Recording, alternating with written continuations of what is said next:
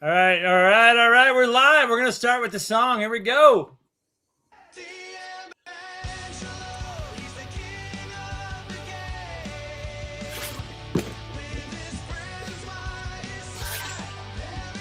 Gotta do the trumpet. Oh, it's called Mooning. Okay, got it. Got it. There you go. What the heck? Turn your phone off. What the heck? Greg, thanks for making it. I know you're out of town or something.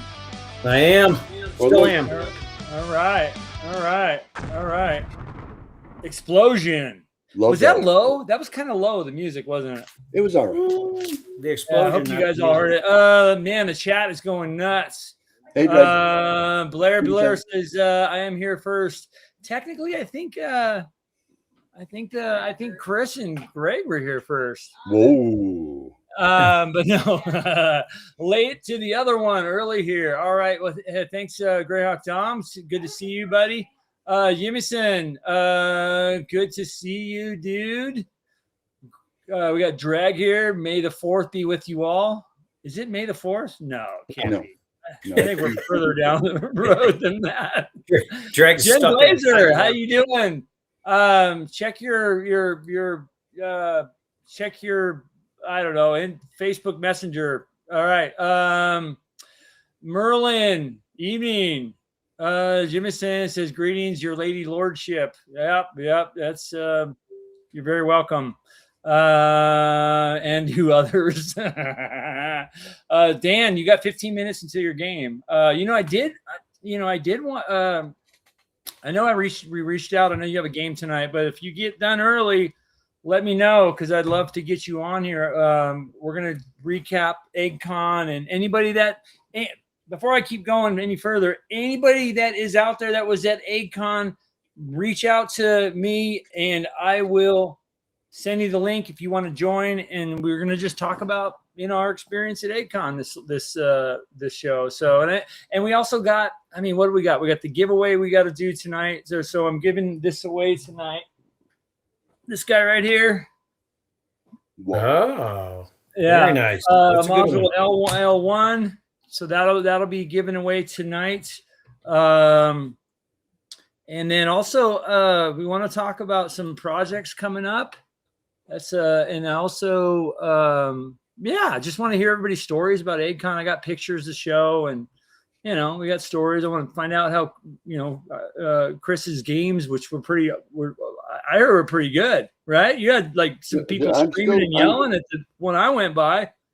I still have people emailing me about the Dwarven City of Algrand. Yes. Oh man, they had the time in their lives. I heard. It was a good time. I will guarantee. Yeah.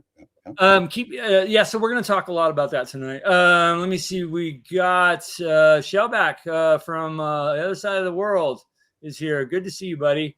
Where's the grog? Yeah, I don't know. Dan, I think you're on the wrong platform. I think that should be on Discord, right? Yeah. /art. Joseph, how you doing, buddy? DM RPG Grandma, good to see you. Good to see you. I know a lot of you guys are rolling over from Tenkars. We were over there, and he told y'all to come over here. So thank you guys for jumping around. Fugly, how you doing? And we got somebody, spammer from Twitch. Isn't that awesome? Chris Carlson Webb, you're the best. Hope to see you soon, dude. When I go down to LA. Dan says, aye, Captain. That was fun hanging out with Dan. Dan's a good dude. He is. Yeah. That was a good time. Yeah. He got us a good table at the Flatiron Grill. Yeah, the Flatiron Grill. God, how many times did I eat there? I felt like I ate there like 50 times. It's the only place. It's like the only good restaurant besides the tavern. Or what's the other one? What's the Tuscan? Yeah. I think I ate there 50 times too. Yeah. Anyways. Joseph, Matt Hiker, Robert Santen. Yeah, he's fun. Dan's fun. You guys. Even he says. All right. I think I'm caught up on the comments. Just another little quick one, guys. And help me keep an eye on the comments. If anything comes up that you want to bring up, please help me because you know me. Yes, I'm a squirrel. Mhm. I usually squirrel, right? Is that what happens? You do. I do. Okay, sorry about that. With like I threw peanuts out the back door. Yeah. Mhm. Whoa! What was that noise? Did you hear that? See, yeah, he's doing it. Hey, there's a shiny object. In the What the hell was that? No, I heard a beep on my computer. It sounded like it came from over there. What the hell? You better go check it out. You better go. And I did want to do something real quick. So by the way, you guys, tonight is our giveaway. Okay, this is a giveaway for members. What I'm gonna do is I'm gonna get the member list and for tonight, and I'm gonna roll a D, whatever, D100 or whatever. I think we have about 107 members. So I'll roll it and then I'll send this to you guys. Okay, so stay tuned. All right. The other thing I wanted to get out with, just let you all know, tomorrow myself and Greyhawk Rognard are doing our monthly, we're calling it now the Sunday night Greyhawk special, I think. What is it called? Yeah, no, it's the Greyhawk Sunday night special. Sunday night, yeah. It's a and we're talking about factions. So Greyhawk factions, and it's going to be fun. I have a list of them that I want to kind of go through and discuss, and sure, we're going to hear from you guys in the audience. And you know, he's a wealth of Greyhawk knowledge, so we're going to be talking. He's got some, you know, tricks up his sleeve and all that neat stuff. And for all you guys that are we're talking a little early, I just wanted to show you guys my DMG. Okay. Whoa. I wanted to show you how it actually can fold. How used it is. Yeah. Yeah. See that? Yeah. So I hope that you guys are okay that I just folded it in half. You see that? It looks like you're missing about 70 pages. It is. Look at this thing. It's so bad, dude. I love it though. I love it. It's my use. It's what I use when I game It's used. Hey, yeah, it's what I use when I run games. It's my copy, dude. And then I just want to show you that I also have a player's handbook that you know, I can do the same thing. Look at that. See that? But this one's got the pages still. They must have made a better binding on this. Actually, the one binding of the DMG you referenced there, it was bound too tightly, and it actually cut some pages. Yeah. But this thing's water damaged, and you know this is dude, that's near mint. Smells so good. It's got a new smell. Have you seen the stuff on eBay? They would sell that for, someone would list that as near mint.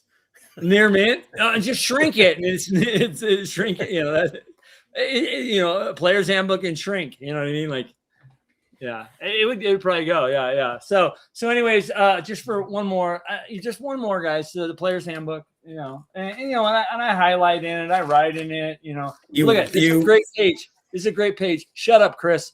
Okay, this is a great page right here. Right here. Watch this. Ooh, you read it in the bathtub, apparently. I do. I actually dropped it in the bathtub. I was reading the section on clerics and dropped it right in there. Yeah, that's why it's wet. Anyways, who dares me do the same thing with the Unearthed Arcana? Well, that's an easy one to do it too. Yes, that'll explode in my hand. It'll just disintegrate. Yeah. So, this is my I don't know. This is one that I use that doesn't. Yeah, it's actually pretty good shape, but what I've done with these is I put the little tabs on them, like little. Yeah, there you go. Yeah. A little kind of corner tabs on these because they were kind of starting to shred. So stop putting your teeth with the corners of your hardcovers. Yeah. First, don't do that. Don't do that to your DMG, dude. Well, it'll cut up the laptop case and carry all those books in. You Yeah. know. Okay, so there was a bunch of okay. Angelo, you're fiend. Yeah. And so anyway, right. Merlin's right. The UA was a cheaper print job. It was. They were a little strapped for cash. What do you want? You know. All right, what shirts are we wearing tonight? Oh, I should have worn my EggCon shirt, but I can't because my No, it's too late now. I can't because my EggCon shirt is shrink. It's a mint in box. See this? Okay, why is it so faded? Oh, that's just because the shrink is not completely transparent, like a professional. Mine still is in shrink. So I'm if it comes in right, Matt. Matthew, right? It's in shrink. So there you go. I have the stealth EggCon shirt. Okay, yeah. Oh, you can put it stealth. back in. Yeah, I like it. that's for when I'm playing my thief. I can be invisible. You know. Love it. Okay, so who did I miss here that just came in? Shrink is cheap and easy, but the original DMG will never shrink wrap. Okay, I get it.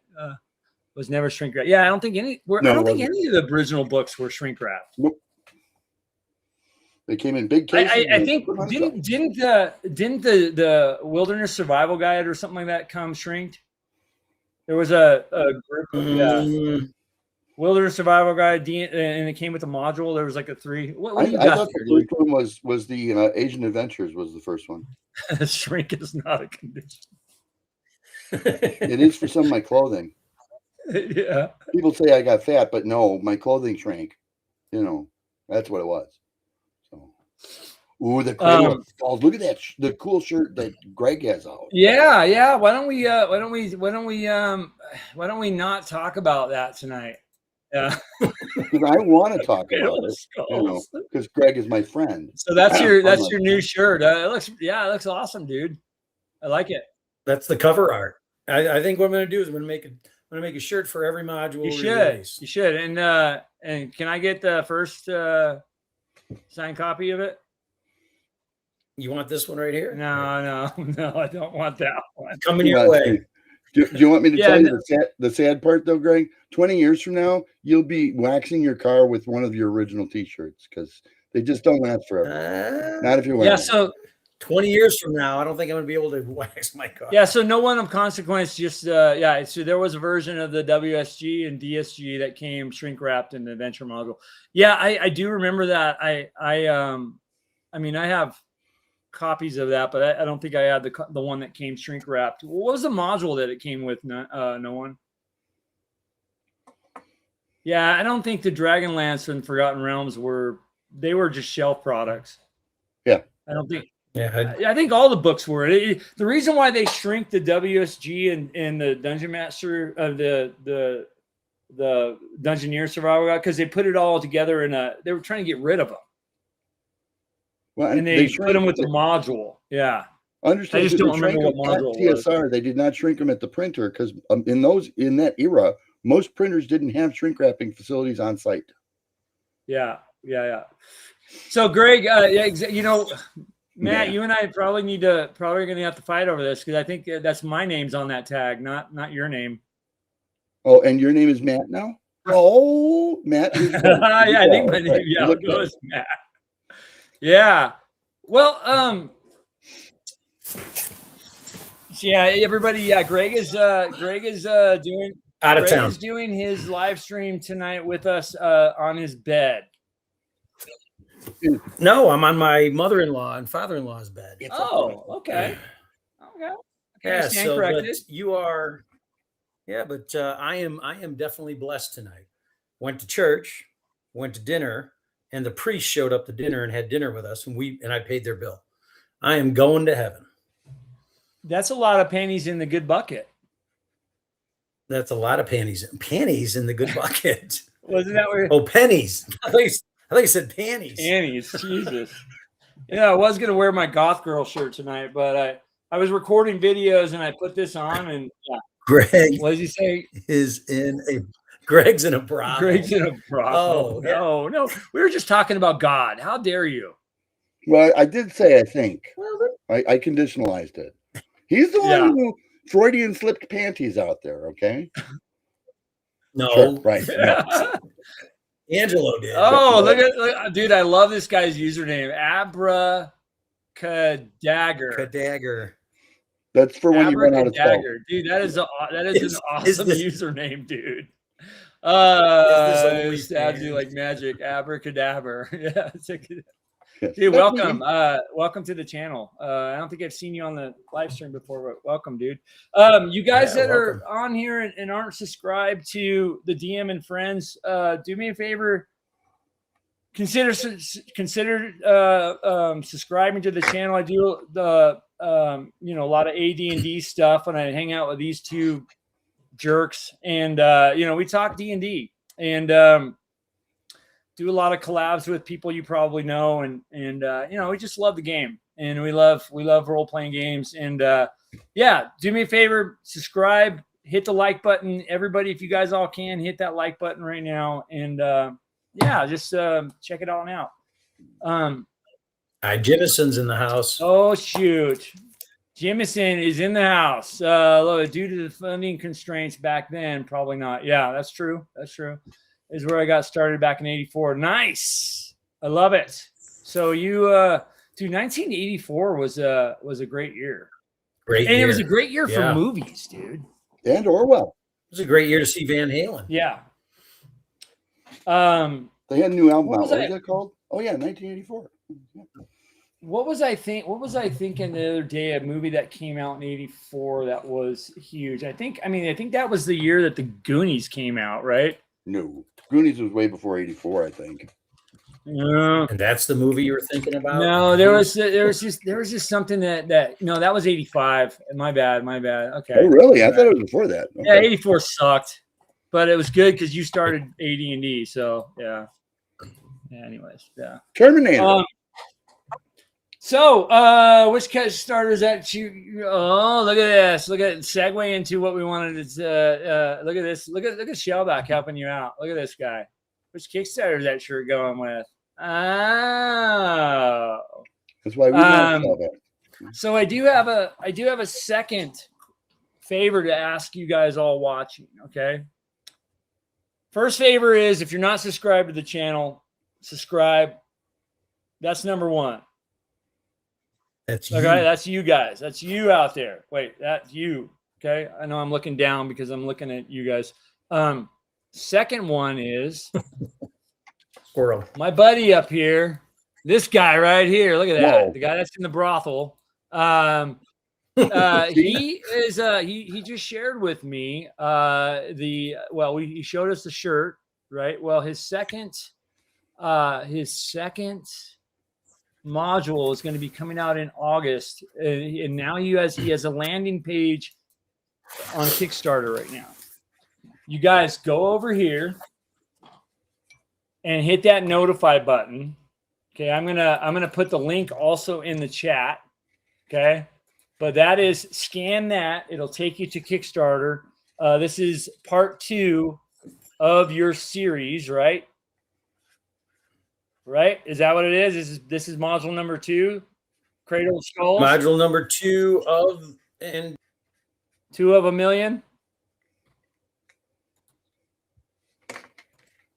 Yeah, you just muted yourself. You got all nervous and you muted yourself. There you go. Cooked KS Ooch. Are we back? Are we backwards? Check. Am I backwards? No, you're good, dude. I already checked. Neither am I. You're writing backwards. Yeah. Karate Kid, Spinal. Yeah, dude. Yeah, Dune. Karate Kid. Ghostbusters was a big one, and Terminator, for God's sakes. Yeah, Terminator, Gremlins. Yeah, and there was Alien. Dune. Alien was 84. No, it was in there somewhere. No, it wasn't because Alien. I thought Alien was earlier. Yeah, it might have been. It might have been Aliens. Like game over, dude, for that one. Top Gun. Did Top Gun come out in 84? No, that was later. That was later. Hey, do me a favor. Can somebody check that QR code, see if it's working or not? Matter of fact, can all 100 of you check that QR code, please? And it just aimed my phone at it, right? I did. It's not going anywhere. I did send Angelo 3 different ones because I was like totally. Yeah, it works, dude. Okay. All right. It goes there. Yeah, you just don't know how to do a QR code. That's what's the problem with you. Dagger, I would like to suggest you name your dagger, stab him, so you can introduce people to him. Oh, you haven't met stabbing? Yeah. Yeah, Alien was in the 70s. Yeah. So here's some of the top movies. of 1984. We had Thank Ghostbusters, Beverly Hills Cop, right? Awesome movie. Beverly Hills Cop was another Yep. one. God, I gotta sit on my freaking foot to sit up here. Indiana Jones and the Temple of Doom, which I did see in the movie theater. Awesome. Gremlins, Karate Kid, Terminator, Amadeus, which was a great freaking movie. It was all right. This is Spinal Tap, Never Ending Story. Dude, how could we forget the Muppets Take Manhattan? I try. I love to try and forget Muppets Take Manhattan. Dude, another great movie too that people probably don't even remember is The Last Starfighter. Yeah, that was awesome. Romancing the Stone, which I saw in the movie theater. Dude, that was a great movie, especially when they that was an awesome movie. That was literally an action pack. That was a pretty awesome movie to see in the movie theater. Another one too. If you're a Star Trek fan, that's when Star Trek 3 came out. Search for Spock. I actually cried about Romancing the Stone when I discovered that the lead female actress was gay. Okay. I was like, no, I cried. And what was her name again? Catherine? What? You know I was going to ask. No, I'm way too Catherine Turner. I think it was Catherine Turner. Yeah, Kathleen Turner. Kathleen Turner. That was a great movie. I enjoyed that one. It was. Now, that was Michael Douglas was an excellent actor, and still is, frankly. But yeah. What was that? Kathleen Turner and Michael Douglas? Yes. Yeah, Michael Douglas, Kathleen Turner. And she was the writer, and he was what was his name in the Stud? I think his name was Stud. Yeah. No. Romancing the Stone, because he had like his middle. Oh man, Romancing the Stone. Michael Douglas. Character name. I have to Google it. There's a porno parody I heard about called Romancing the Bone, but I was just gonna say the same thing. Yeah, I seen that one. That was a great movie, dude. I think it came out a couple years after. Yeah. I hang around with you way too much, Chris. Yeah. Jack Colton. That's what his name was. Yeah, and her name was Joan Weiler. The Joan Weiler? Remember that? Yeah. Yes, the Joan Weiler. And Danny DeVito was in it. I mean, I don't know why we're going down this path. I mean, I think that's a great adventure, dude. You guys should write an adventure. You could. Okay, so of all those movies, if you can call it Romancing the Ion Stone. Ooh, Romancing the Stone. Ion Stone means it's got extra electrons. The Ion. Yeah, Danny DeVito was pretty awesome in it. Blade Runner? I don't think Blade Runner came out in 84. No. Dune was earlier. Dune came out in 84. And Dune was awesome too. Oh, and Footloose too, the first Footloose. No way. Dude, 16 Candles. Somebody says that Kathleen Turner isn't gay. I thought she came out and said she was at the time. Nice boots. Yeah.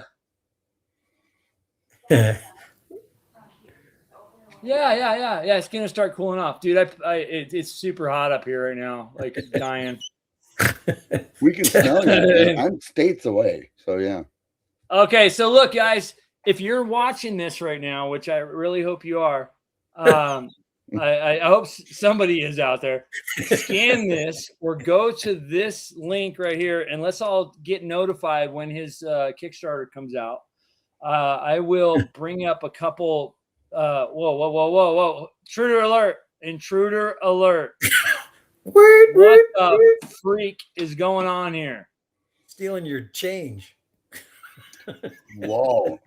Okay, you just almost knocked the table over. I'm sorry, I'm super excited. We have a pepper. Okay. What? Who are you? We have a pepper. You have a pepper in the garden. Whoever she is, we're literally doing a live stream right now. We're doing a live stream right now, and there's like 30 million people watching. 30 million? I thought it was 35. You lied to me. 35 million people. I'm out of here. One Brazilian. Okay, why don't you? Okay. Well, one of them could be Brazilian.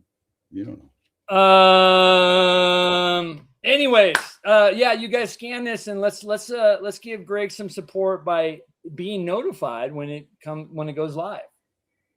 Right? Is that what we're doing? Thank you. Do you want to talk a little bit about it real quick, or did I do enough? Throw an image up there. Throw one of the Throw an image up. Yeah, I want to delete it on your chest. Oh, well, this is just cover art. Yeah. Oh, these are the orcs. That's not an image. Dude, he does great orcs. Yeah. Okay, let me throw up an image. Put the intruder on. Foogly wants the intruder. Okay, here's the image. This is the thing for tomorrow night, guys. That's right. Make sure you guys click the notify button for this too. It's going to be a fun show. Sorry, who's that handsome guy? Whoops, I brought up the wrong image. Who is that handsome guy in the end? Oh, that was me. No, you're in the middle. Who's the guy in the end? Anyways, here we go. There he is. Why is it doing this? Okay. Let's make this bigger here. Ooh, let's come down here. Let's do this. Yeah, so talk a little bit about this, our fine feathered friend. Okay, well, let's put it this way. That is, dude, I'm so excited about this part. So this is called the Mega Bundle. I'm like, how do I make it different? I want to make everything kind of, like I want to make it unique. I want to give value where value is. So this is going to be the Mega Bundle. And if you look at the amount of product in here, these individual parts, if you buy them in a bundle, it's 29% off the individual cost. That's a 30% savings off the total price. That's $4.29. Or 29, yes. However, in the upper, I don't know, it depends upon how you're looking at this, my upper left-hand corner, you have the core module. Right now it's 36 pages. It might wind up being 38 when we're done, but it's 36 pages. It's got 2 blue maps, the 8 original PCs that survived the Lost Tomb. So they're now higher in level in some cases. They've got new items, new spells, things like that.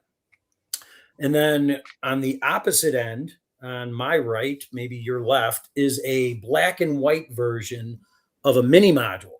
So, Chris, I think you and I talked about this before. Yes. Is having a second adventure tied back into the core message. So that's a mini module that we have, and that winds up being 20 pages. But we're doing it in black and white. Who is that guy? I don't know, but be still my heart. Ooh. So I do want to say this right here. This was a picture taken at EggCon of your first module, and when you're running it, right? Greg does a really good job with terrain. Just like we'll get into how great Chris is too. But I want to give props to your setup there. Yeah. The first module, I played in it. It was a lot of fun. So. You have a big shoes to fill. Heart. No, not a heart. No. You have big shoes to fill for this second one. Yeah, that first one was you did really well. So thank you. Been raised. Thank you. Yeah, and I won't get too deep into the weeds, but that don't give any spoilers out. Don't send me the module and have me read it and then ask me to play it. I'm not going to do that this time. But no, that's our mega bundle. That comes with 2 modules, a trifold GM screen with, if you can see on the top one, that center kind of cream color. Those are the 8 PCs by name and image, so the GM knows who the players are visually and name-wise. You got the 2 blue maps, and then you got the opposite side that faces the players. But we've also added this time in heavier cardstock, the player sheets, the character sheets. So there's going to be 8 of those, and they come in heavier cardstock, so you can't poke a hole in them at the table. And then there's the scoring guides. Real quick, hey, see you later, Robert. Take care, man. Sorry to interrupt, but later, Robert. Sure I say goodbye to him. So there's a lot that goes into that mega bundle. And then we also have a mini bundle, which is just if you want everything except for some of the extras like the artwork, the frameable artwork, if you will, and some additional things, you can get the mini bundle, or you can go with a build your own bundle. So you can go with the core module and then pick and choose any of the extras that you want. We want $30. 29% does not equal 30%. If you round up in math class, it does.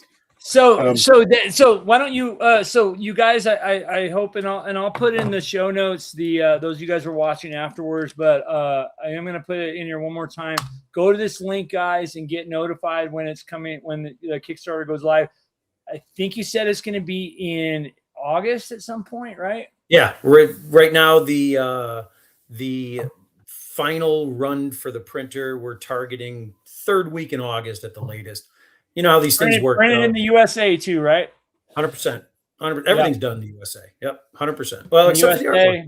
Yeah, artwork comes out of and we will through all our live streams. I'm gonna, because this is what we do here. I'm gonna be bringing up the QR code for them, and I hope you guys all, it's not a pledge to support, like you or else, but it's what I like to do because I like to do that for my buddies, and if you play here, we all support each other, and it's a damn the first one. I haven't seen the second one, but the first one was a damn good adventure. So thank you. If it's anything like the first one, dude, it's well worth playing or running. So, are you bringing it to any shows in the near future? Like, I don't know. Will not be a Game Hole. However, hey Robert, thank you. Real quick, I want to say thanks for the super chat, Robert. That's nice of you, dude. And enjoy your time with your kids, man. Yeah. And we appreciate you here, dude. Yep. So, Chris, your answer is I'll be running the mini module from that. The plan is at North Texas. Okay. All right. Now that's June of next year. And I'm going to reserve some time, having thoroughly read through the module, so I can totally metagame it. And, well, that's what Angelo did. So, Angelo. No, I appreciate everyone's support at what level, even if it's just getting the algorithm and Kickstarter, moving the product forward and getting it out to more folks just by clicking the notify me when you go live button, anything and everything. But at this point, I know that you're going to enjoy it. This is a great question for that. So what is shipping like? Because I actually just shipped a couple modules to somebody in Canada. One of the guys that won the Alan Hammock signed module I gave away last month. And I know for free, you included a copy of your first module and the print, the artwork. You gave it to me at EggCon. We put it together and I just sent it to him the other day. And that's what I don't care where you're at. If you win this tonight, I'll send it to you. It was about, and I'll just be honest here. It was about $24 to send the module, whatever Canada first class is, because it weighed nothing. It was 2 modules in there. It weighed like 13 ounces. Still considered first class if it was first class here in the U.S.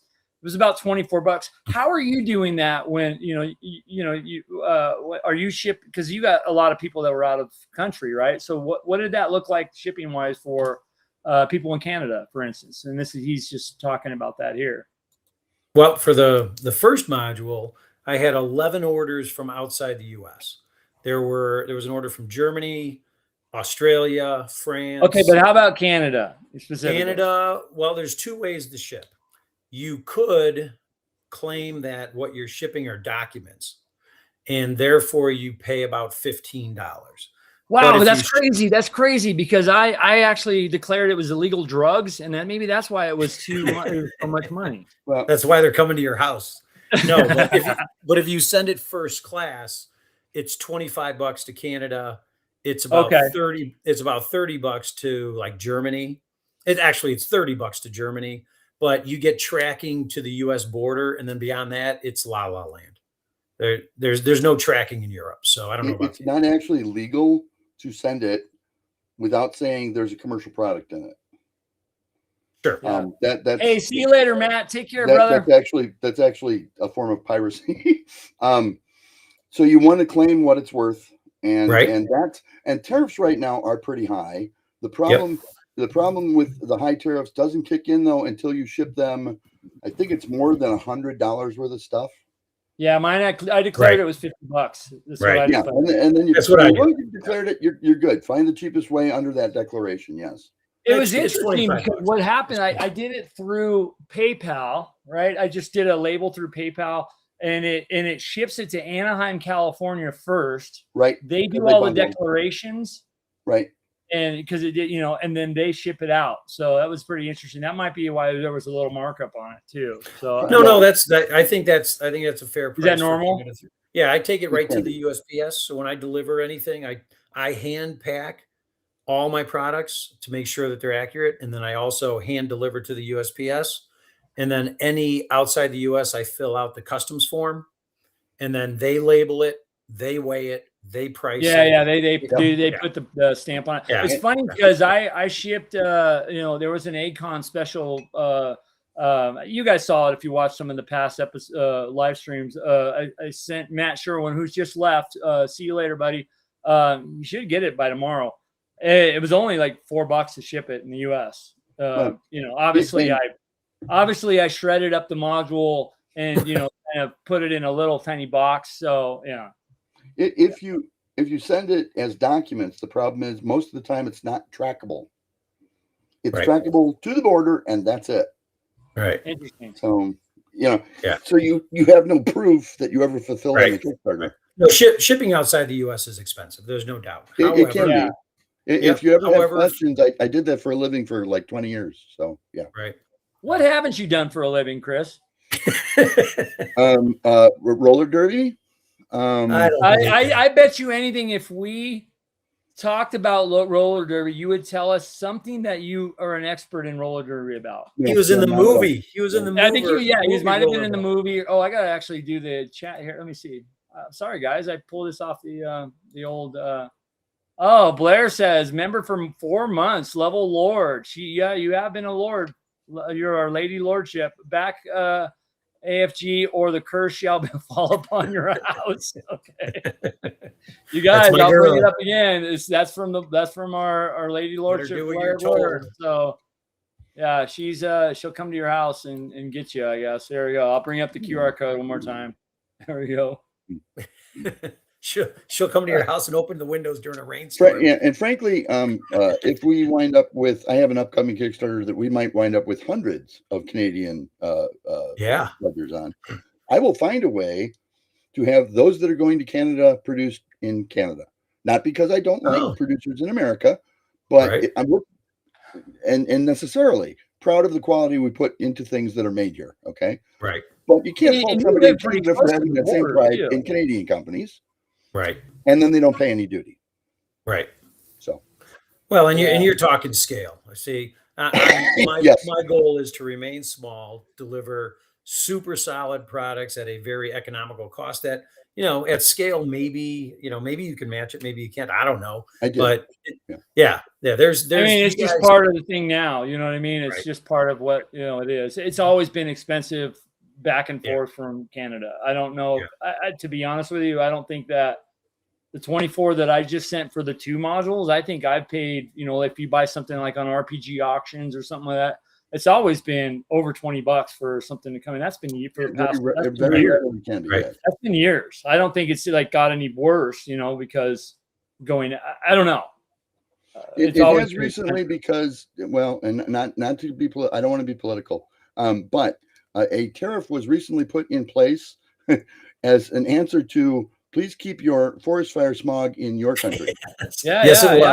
I do. The air quality in Wisconsin at EggCon was absolutely gross. Day 1 was horrid. Yeah, but day 2, Angelo. I mean, in all fairness, because I got up there Friday morning, and for breakfast, you guys saw my breakfast if you saw it on Facebook. Well, the giant tray of food and 2 Bloody Marys. You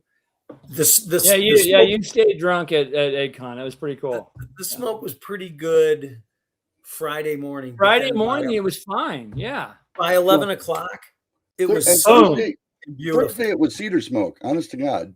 Yes. Which is Thursday toxic. was horrible. It's very toxic. Yeah. Is that what's wrong with me? That's what I burn I burn cedar in my wood stove. Yeah, it's not a good idea. No. If you have a friend who's a woodworker and they work in cedar, they keep a bubbler so that like when the planer or the bandsaw goes through the cedar, it collects the dust and washes it so that you don't breathe any microdust in. See, Angelo, Chris used to be a forester. I think he was. I had a very good friend and partner that was a woodworker, and he worked in cedar. And he's been in roller derby. He's been working in the Canada sawmills. The guy produces modules. I did do lumberjacking in Canada one summer. That would have been 1974. Did we see you in that movie? What was that mountain movie? That was the same year that D&D came out, wasn't it? Yeah. Yeah. And the year after that summer, I went to high school. So yeah. Well, you know what I got to say about that? I want to show you a picture of Dash's nose. Yeah, it's completely okay. There you go. That's a cat nose. That's my cat's nose. All right, are we showing pictures? Oof. Canada Post reported a pre-tax loss for 2025. Yeah. What's up, Silver? How you doing? It's my fault. We stood you up, and it's my fault, Greg. Yep. It's all your fault. We arrived late, and he was already gone. So he managed to consume that incredible breakfast in like 20 minutes. Well, I figured it was 8:05. I might as well get the hell out of there. I'm going to show you the cutest picture in the world. Are you ready? This is one of my grandchildren. Let's do it. Did you sing I'm a Lumberjack? There you go. Cedar is are you ready? Here's one of the cutest pictures in the world. Oh, look at that. We can't read the chart. I'm here for the doobies. Boobies. Okay. I got. Yeah, and I'm sorry. Doobies are an alternative, but they're nowhere close to the. Wait, where can I get that shirt? She came in and put a dragon. Oh, never mind. I think you can order one off of that t-shirt shop. Wait, somebody RPG grandma just said, look guys, it's dragon migration season. We have the dragon problem here all the time. In fact, the big fire fuel planes refuel, repair, and fill up retardant down. Yeah, it's fire season, especially Duck season. I'm in Montana, it's the same thing, even though we do a really good job of clearing the brush, control burns, and there's a lot of states that don't, and worry about it when the fire starts, which is like why California. You do control burns. And I know I'm not pulling a Chris on you. I'm actually working in wildfires, so control burns help because they stop the fires from spreading. So. Yeah. Anyways, Angelo, I'm insulted that you find my stories to be somewhat less than believable. No, we believe you. Write down all we always can, Chris. We always can count on one. So we have to say something funny about it. I'm old. I believe you. I 100% believe you. If I didn't believe you, I wouldn't believe you. You'd have your own podcast or something. Oh no, I wouldn't believe in you. But we get retardant leaked on us sometimes. Yeah. I've gotten sprayed once or twice. Yeah, not by retardant. Well, cedar smells. Is that what happened? Is that what happened, Angelo? That's what it is. You weren't dropped on your head. Wonderful, but they make bookshelves out of it. Blade Runner. But they make bookshelves out of cedar because it keeps any of the insects from crawling into your books. Hey, Robert Stanton's still commenting. I thought he left. Hey, Robert, what are you doing, buddy? Welcome back, brother. I want input. Blade Runner or Deathstalker? I love Blade Runner. Blade Runner. But I'm a big Harrison Ford fan too. So, yeah. Dude, can I wish I could show you here, but I have a life-size Han Solo in my room upstairs. Yeah. Wow. Did you want to say you had a life-size poster Han Solo cut out? No, he's a real. Or is this like a sex doll? I mean, Okay, that's me actually. That wasn't Han Solo. He played Han Solo too. He's been a lumberjack. Yeah. Wait a minute. Did you shoot first, Chris? Did I shoot first? Yeah. I maybe depends on. I think that's situationally dependent. All right. Should we talk about EggCon? So we're gonna segue away from the what is the right word, the right term? the shameless plug that we got from Greg. Yes. The unsolicited shameless plug that we got from Greg. On his second module is coming. And I'm sure I'll hear it every week, every day. You're gonna text me about it. You're gonna tell me, "Oh my God, look at the new! Oh my God!" Yeah. So, anyways, if he does, I will. Just joking, you guys. Go over there. Go over there and back him. Not back him, but get notified to back him in the future. You know, you can change your mind. Just get notified right now. Change your mind. Why are we here? I think we're here because the ultimate question. Chris headed to EggCon Clark, which is incorrect statement, Chris. You probably should change that. I'm going here because you were headed. You were at EggCon. But anyways, all three of us were at EggCon. We had a great time, and I wanted to just talk about it. And I do want to say this to everybody in the chat: if you were at EggCon, ping me, Facebook, whatever. I'm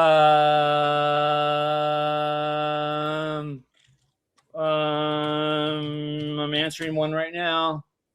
Oh, I stand out in his front yard.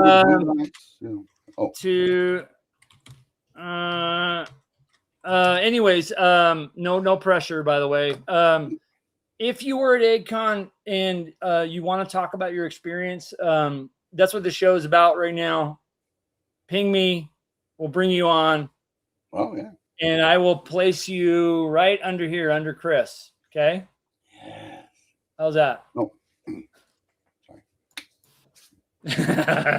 So anyways, let me see here. Here we go.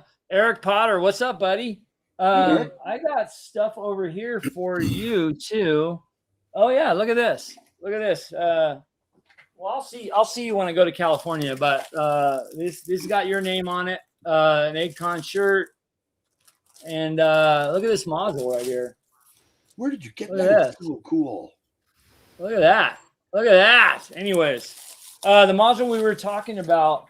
Are you talking about the one we were talking about earlier, buddy? I don't know. Tell me. Okay. Amanda said I was at EggCon. Let me in. You're so stupid. All right. So, dungeon exploration and service, improving the murder hobo tendencies from mundane exceptional. Okay. Yours. Okay. All right. All right. Let's talk about EggCon. Oh, we're starting the live stream? Is that what yeah, let's start the live stream. Okay, you guys ready? Let me get the music up there. Let me get the music going. Here we go. Forget everything you just witnessed. Where's the music? Here we go. Do we talk over music? Or... Yeah, 46 minutes into the show, we're going to put the music on. Look at that. Okay, I'm going to fast forward it. Fast forwarding it. Explosion. All right. Welcome, you guys, to the DM and Friends, our Saturday night after party live stream. I got Chris on here. I got Greg, DM Greg, also known as AFG or Advanced Fantasy Games. What's the plug? Okay, the plug is this. I'll bring it up again. The plug is part 2 of the module I just showed right here. This guy right here, Eric, the part 2. Scan that QR code and get notified when he goes live with part 2 of the module. All right, let's get serious, guys. Let's get serious. Yeah. Okay, good luck. I successfully confused Greg. Look at this. You can't confuse Greg. He is the walking Google. Look at RPG Grandma, you're right. Chaos is in charge tonight. Even though I just did an alignment test. I don't believe it. And I am lawful good. I'm lawful good. Kind of a self-fulfilling prophecy. Yeah, right? I literally posted it on, I went through the whole alignment thing because I did a video on Friday about alignment. And somebody said, well, you got to take this. And I haven't taken it in like 20 years. I think it was the Gary Gygax approved alignment test, 10 questions. I should probably put it in the chat. So if you guys want to do it and then tell me what you got. But do it. I took it in lawful good, which I've always claimed to be lawful good. So I think it's rigged. I had 5 good answers, alignment good, and 9 neutral. And I was chaotic neutral. I should have been neutral good. Yeah. I am. At least lawful neutral. But then again, I did choose Robin Hood as my hero. And I did say if I wasn't chaotic, dude. And you know what, RPG Grandma, yes, I am. I believe in truth, justice. No, he's not. And Advanced Dungeons and Dragons Raw. Okay, that's what I believe in. That's why I'm lawful good. All right, and here I will show you guys the folding of my book. By the way, again, we're doing this. Okay. So I know you guys cringe on that, but yes, this is my DMG. What was that? Okay. There she is, Mrs. Hey, Clark. there she is. Hey, this is a PG channel. Cut it out. Oh, look at that. I'm pinching Ladies her and gentlemen, Mrs. Clark. Man. Night. Good night. Good night. Complicated. And I think, so Blair's putting in there that she took the test too, and she was druid-esque. Chaotic evil, right? Neutral. Chaotic evil. I could have swore she'd be chaotic evil, but yeah. Neutral heathen. Yeah. Heathen. There you go. Yeah. There you go. Heathen. Jimmy Sean's got it. Yep. Oh my God. Buster, see you later. Take care, buddy. I don't know why you're leaving because we're just getting started. So, but take care, man. Yes. Yeah. The neutral threw you. Yeah. It's pretty crazy. All right. So Blair got 4 chaotic ratings. I didn't get a single chaotic. I got good and neutral, and I was chaotic neutral. She gets chaotic and she's neutral. I disagree. I don't think the questions I'm are going to weighted. So remember, guys, if you were at EggCon, ping me and I'll get you on the show. Ping. Yes. Anyway, so talk EggCon. I mean, we all ran games, and we all had full games, full tables. I mean, it was crazy. Like I had a couple ads to my games, and they all ran. I had a couple people tell me that they had the best time out of all the games they played in, and one, Ig and his daughter came up and said, "Oh my God, it was the best game I played," and I was blown away because they were actually really fun. So the Temple of Grumps, for me, I had a really good time running them. And then I'll talk about the games that I played in, but the 2 that I ran, the 2 Greyhawk games that I ran were awesome. I mean, and it's not because the DM was awesome. It was just they were awesome games, had awesome players. We had some really awesome moments. You don't have to be humble. Go ahead, say what you think. Yeah. Well, I mean, the players make the game for me. And when it comes to me, I just sit back and, I'll just watch them. But right. I played in one of your games, DM Gray. I didn't get to do anything with you, Chris. We just didn't line up because of, I don't know. But I sat in on a couple. You had some. I mean, I had a great time at the Tomb of Kazmat. It was a good crew. It was a good group. Yeah, of people. We had a players. great crew. It was a fun crew. They all thought outside of the box. It was super fun. JT, thank you so much. Nice. He says, looking to fill my AD&D Dark Sun collection. Any recommendations of reputable sources to ensure you can get what to purchase without missing pieces? Ooh, I'll let you guys answer question. that. But we do have somebody. We do have somebody in the green room right now. Okay, we have somebody in the green room right now. Uh-oh, who is it? I'm excited. And this is going to be this is a major. This is not a minor. This is a major. Okay, ladies and gentlemen. Hello, Jen Glazer. Jen! Oh my God, how'd you get her? Oh my I was God. trying to hold Chris up so we can go to EggCon together. You're holding him up. How are you? I'm good. How are you guys? Good. How was it? Yeah. How was your time at EggCon? I mean, what a great little. I mean, that was my first time ever there. I gotta change the format here, but I'm just want to throw a question out to you, dude. I had a good time. It was a lot of fun. It was my first time too. Oh, okay. Jen, nice to meet you. You too. Hi, Greg. I think I saw you at the auction, right? Yes, I was part of the auction. I also did a live play with Ed Stark and Ed Greenwood, with Malix being our DM. So There you go. Before Nice. you get too far, Jen was part of the auction, but she was not auctioned. There was no human trafficking in EggCon. There was no auctioning of Jen. Yes. Because then I would have probably said, guys, I'll be back in 10 minutes. And left my event. Anyway. Yeah. I do want to, before we dive into the whole EggCon, I want to answer this question that JC did bring up. I don't want to just ignore this. What do you guys think about an answer to this? Because I have a couple answers. I mean, if you're a part, and I'll answer on my side. If you're a part of RPG Auctions, it's a Facebook site. Yep. And then there's another RPG collectibles site, and I think Ron has an RPG. I can't remember the name of it exactly. Jen, maybe you'll know, but there's a couple auction sites on Facebook where you could probably find Dark Sun products, and I would recommend going on there and just scan, some of the backlog stuff that has been already sold, or things come in every day there. I think you'd be able to find, and everybody on there. I mean, I've never had a problem, and I've been buying and selling on that site for over 10 years. So way longer than that, I think. So I think that's a really good place to start. Any other recommendations, you guys, from that?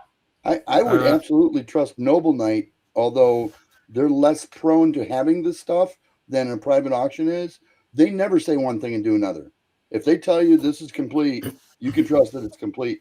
The only other one I think he retired from it is Paul, Crazy Igor. Paul, if you put Crazy Igor into, for instance, Google, he'll come up. Same thing. The guy never overestimates his product lines, what he's got in his collection. If he thinks, actually, I'm sorry, if you think the quality on something would be standard, he'll call it poor. Why are you standing?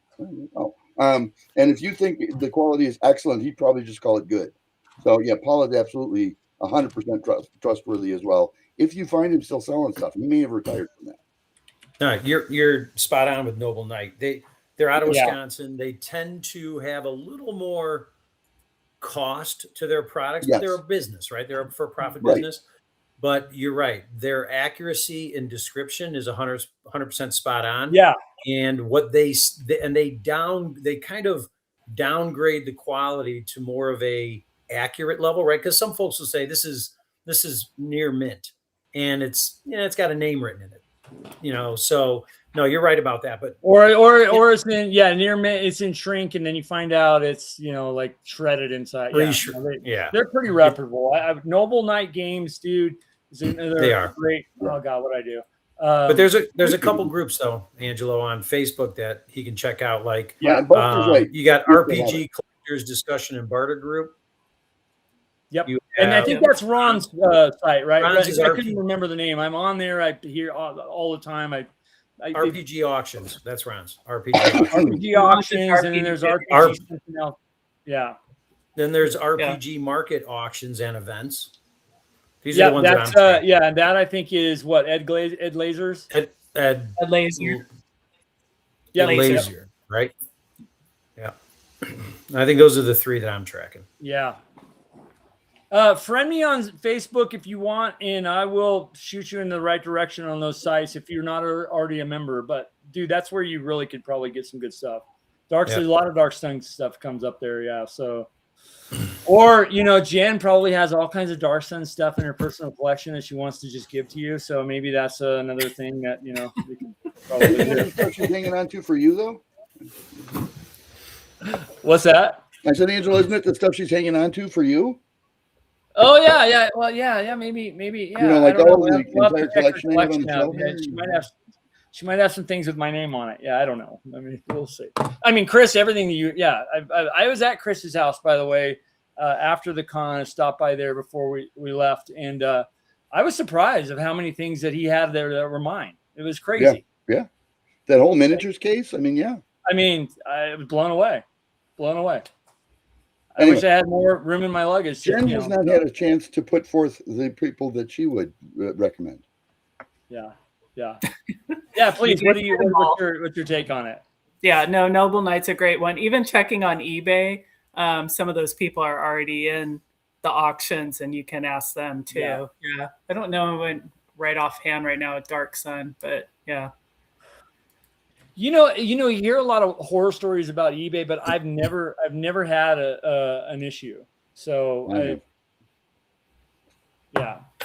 Chris has done everything. Oh, have you really? Yeah. I don't buy collector stuff, which is really weird. I was just trying to get some figures that matched a display I was going to do at one of the cons a couple years ago. And when the stuff came in, it was like the wrong size. And it's like, dude, this is not 28 millimeter. Okay. Anyway. Yeah. So Jen, thanks for jumping on. Yeah. Yeah. And we talked a little earlier well, it was good seeing you at the con. Number one, looked like you had a great time. There was a lot of, there's a lot of fun stuff happening, and you seemed to be a part of a lot of it. The auction and the author of most of it, all the cool stuff going on. As a really quick side note, not related to EggCon, I know Casey Christopherson reached out to me on, Parallel. Do you want to talk a little bit about that? Because I'm going to have him on next week, going through the new project that you guys are all involved in. You want to just kind of pitch it really quick? I can't really bring stuff up, but yeah, maybe in here, I got the links. I'll put them in. What the hell? There you go. Yeah. You add it, I'll talk. We'll do that. There you go. So I wear a bunch of different hats, and one of my hats is Parallel Dimension Gaming. And we just launched a Kickstarter today that has our next 2 volumes of our Shadow Dark zines, which Casey Christopherson wrote. And Casey's been in the industry for a long time. I mean, he's gone back with the Gygaxes, Troller games, Raga games, Necromancer games. He's been a lot. He's a teacher, so you haven't seen him at a lot of cons lately, but hopefully when he retires in a few years, he'll get back in the swing and you'll see him again at Gary Con Game Hole. EggCon, hopefully. EggCon would be right up his alley. And so these 2 zines, Volume 2 and Volume 3, we also have John McGuire, he wrote for us, Levi Combs, that 3rd tier artist, Chet Minton, he did our tropes for us. So you might have heard of him. So yeah, check it out if you're into Shadow Dark. It's a great little zine to put in. Yep, that's the guy right there. 3rd tier. He was, I think he said, what, 3rd or 4th? I moved him up to 2nd in my book. So I know. I would move him to He's 2nd. A great guy. He likes his 3rd awesome. Place. So, yep. So my other hat, I'm also part of Orange Cat Games with Chet and Ron, and we also have a Kickstarter out too, the Adventures Log, and I know you had Ron on too. So that's a great player's guide to grab too. Yep. There's Casey. Wow. That was at North Texas. Yeah. Yeah. So yeah, good stuff. Why do you wear so many hats? I know. I could put my other hat on. I'm also the special events coordinator for Page. So if you guys go to Page here. Yes. I am at North Texas. I am one of the Devilettes for the Midnight Auction. You are, yeah. I might I don't have a picture of that because that's at the Midnight Auction, which I'm not supposed to have pictures of. Yeah. So. Right. We don't take pictures at that con. We don't take videos. I don't have any pictures of that. That's right. Yeah. You don't actually have to head to the center of the Milky Way galaxy to find the center of the universe. Just if you see Jen, there, boom, right there. Yeah. Right. Yeah. Agile Monk, thank you so much for the super chat. Great to see you have Jen on the stream. What a nice upgrade. Yeah, we're full of upgrades, man. We are full of upgrades. Thanks so much, Agile. You're the best, buddy. And Agile just had a great Kickstarter too. So You got DM Greg's we Kickstarter. You got Chris getting his stuff going. Yep. Well, yeah, we discussed that. I mean, 26 is a good year for the business, right? I mean, there's a lot of good, a lot of really good projects coming out in 26, and we'll see what 27 holds too. I mean, I'm hearing a lot of potentially good stuff coming out in 27. Things that I have a question for Jen, if I may. Jen, let's do it. You guys, let's flood her with questions, guys. Come on, put them in the chat. Let's get her. This is a once in a lifetime, guys. Jen Glazer is on the show. Well, think of the wealth of knowledge she has. So I heard Page, I heard North Texas, I heard EggCon. What other cons, Jen, are you involved in? And those are 3 awesome cons from what I hear. So, I mean, I'm not going to ask you what's your favorite because they're all your favorite, I'm sure. North Texas. Yeah, how'd you get involved? Why are you involved in those so much? I mean, what's the driver there? And enlighten us, because I'll be at my North Texas for the first time in June. So that's awesome. You're going to be in for it. And Page is on the radar. I just can't make these dates. But Jen, I'll stop. But I'd love to hear from you about why those and what other ones. Let me just say something really quick, Jen. Greg is. I know I talk a lot. Greg is in for it because the bar is on prem. Okay. Yeah, there's no getting away from it. There's no getting away from it. Okay, go ahead. So the reason I know a lot about the cons is because I was a convention coordinator for Frog God Games, Necromancer Games. And I also helped other people in the industry attend conventions. So got Chris doing notes again. So Total Con, Gary Con, Gamehole Con, Crit Hit, Long Con. I mean, there's so many cons that I've been to. So. I'm gonna try to go to Long Con next year. I heard that. It's a good show. It's a really good show. Yeah. I'm gonna try going there. It's about community and gaming. I mean, that's what's so great about these conventions. Yeah. And I can't say there's a favorite because each con has their niche. And so just attending these cons, getting to talk to people. I'm just hoping they move Longview closer to Wisconsin, Yeah. Yeah. Jimison says, always great to have guests on here. Definitely raise the bar. Yeah. Thank you so much, dude. Appreciate that. Yeah. And then listen to this. Blair says, and I am not going to confirm or deny this, but she says, super chat, $4.99, 10 super chats per gift. Angelo's getting me a D20 tat. Oh God. Whoa. Okay. Nope. Wow. She can come back. Why not? Or why not? Why not? I guess it's written in stone. Okay. You guys, the chat's going nuts here.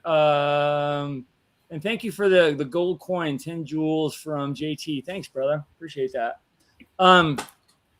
Dude, that's a lot of cons. I don't even know if I remember half of them that you said. Yeah.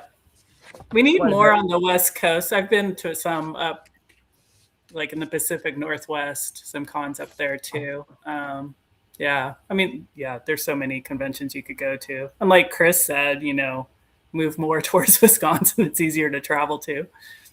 Agile said that Jen is actually a true con artist. Ha ha ha ha. Is that a play on words? Okay. So I like the question that Greg said here. I don't know if he asked it or not, but I'm going to ask it anyway. What is your favorite con? Whoa. I'd say I wouldn't ask that. No, don't answer that, Jen. That's a trick question. Is North Texas up there? How's that? No. It is up there. Yes. Yeah. Okay. All right. Actually, it's down there. It's way south. Yeah. It is south. Yeah. What about your first con, Jen? Can you remember your first con that you attended? It was Gary Con at the old location. I loved it there. 2014, maybe? I was there. Yeah. I think 2013 was my first Gary Con, and it was at that old, what was that, the Ridge? The Ridge, the Lodge. I call it the Lodge. Yeah, the Lodge. The Ridge, I think it was dude, Yeah, that was a really great. I mean, because to me, and I'll say it because I've said it before. I loved it when it was that size because I loved that we were all in the same room. Tim Cass was sitting here. Mike Mornar was next to him. Frank Metzer was next to him. You know what I mean? Yeah. It was a very community-driven con, and I at that size that it was. Not saying that it isn't anymore, but I just had that feel. You know what I mean? It was very, very. I love that location. I absolutely love that location. Obviously, it's grown. There's no way in hell I could go back there. You know, but no, it won't fit. Yeah. But anyways, loved it. That was a great year. That was like 1984 all over again. When did Gary pass? 2008? Is that when he passed? 2008. 2008. Okay, so GaryCon 1 was at Horticulture Hall in 2008. So I guess 1 was really 2009, right? They didn't count the first one as 1, right? So started. I think Jen was going to. I don't know. I started at. So it was a 10-year run from 2009 through 19. So I was at Gary. I think I started GaryCon 2. That was my first one. I started with Gen Con 4 at Parkside. I'm surprised you didn't say you developed Gen Con. I'm surprised you didn't say you were on the board of directors. I was not. Gen Con. Yeah, was not. Didn't even. You're responsible for Clark Kent's first appearance. He was Clark Kent. He just changed his name to Christopher Clark Kent. Is that a play on words? Yeah. Robert, we don't believe that you're leaving. So he's left 3 times around. He's like, we love you, buddy. We love having you. You got the greatest crew. Jen, that was I think I started in GaryCon in 20. I can't remember if it was 12 or 13, but man, good stuff. Cons are where it's at, man. I just, obviously we love. Sometimes I'll even go and not even game and just go and just hang out with people. You know what I mean? That's what I love. I love there's been many years in North Texas where I just ran a game and then just hung out for the rest of the time. You know what I mean? It's or other places. You know what I mean? So we got a great community, and I've met so many awesome people at cons, and then gained so many great friends, there because of our community. So if you want, hats off to people like you that are, doing the things you do. I guess we need to thank Jen for the number of cons she's been part of and coordinating, doing it. Honestly, you're part of what makes it great. So I'll say it. Thank you. And keeping Ron organized.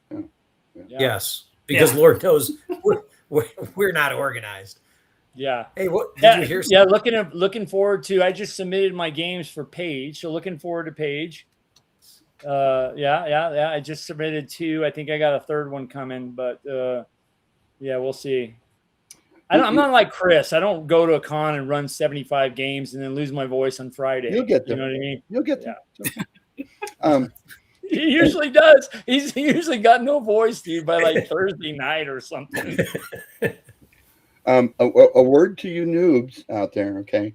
Save your con on sites if they have them, if it's not all just in your phone, because years later you'll look back and go, oh my God, I remember doing this stuff. You want to talk about collectibles? I'm sorry. On-site event guides are to me collectible. Those are the only things I actually keep. That's the only thing you keep?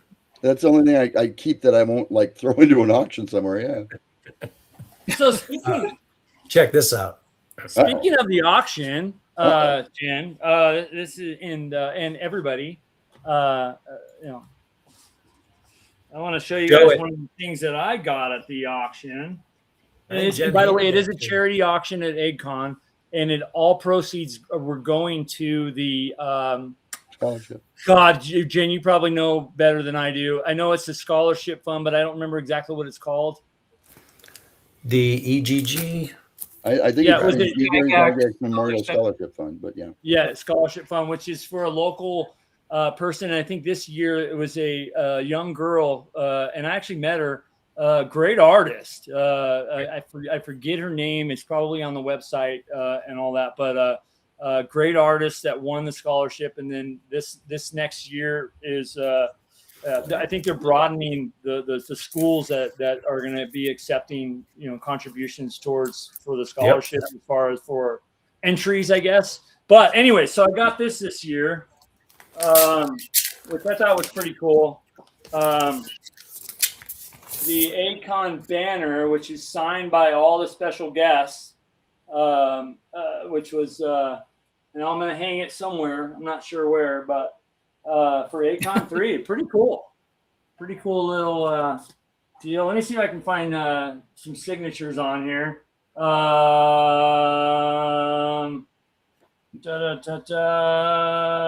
He's looking for Alan Hammocks. Come on, admit it. Starts on here. Let me see if there's. I was actually looking for. Ah, boy, I can't see. Even though I have the thick glasses, I can't see crap. No wonder. See, I really. See that, guys? Yeah. But anyways, really cool, and all proceeds went to that good cause. And yeah. Hey, how'd you get that? How'd you get that home? Because you made me. I just carried it on the plane. Yeah. Yeah, you could have carried that easily picture on the plane too, but you didn't. They are going to in the future do a 1-hour meet and greet with the winners of the scholarship that are artists, where they would like all of us who run companies to attend, so that this person can meet all of us and perhaps get some art booked. That's a good idea. Well, I'm really not known for my bad ideas. Oh, nice. Because you've had there's Jeff Easley's signature right there. Whoa. Yeah. Where's Alan Hammocks? I can't find it. I knew that's what he's looking for. Yeah, it's. If he could move him into his spare bedroom, I see Angelo would move Alan into his spare bedroom. I was looking for yours, Chris, but I can't find you. Just look for a really sloppy scroll. Trust me, if it weren't for the PC, I couldn't be a writer. I think that's the one I took Windex to and took it off. I was going to say, did you erase it? I want to devalue it. You just put a smear on there and go, oh, yeah, that's Chris. Yeah. But anyways, yeah, good times. Yeah. So tell us more, Jen. I'll stop talking. I swear to God. So I want to know, since you keep bringing up Alan Hammock, who's your favorite TSR person? Oh, and she who's your got favorite you. artist? Take that one, Angelo. Well,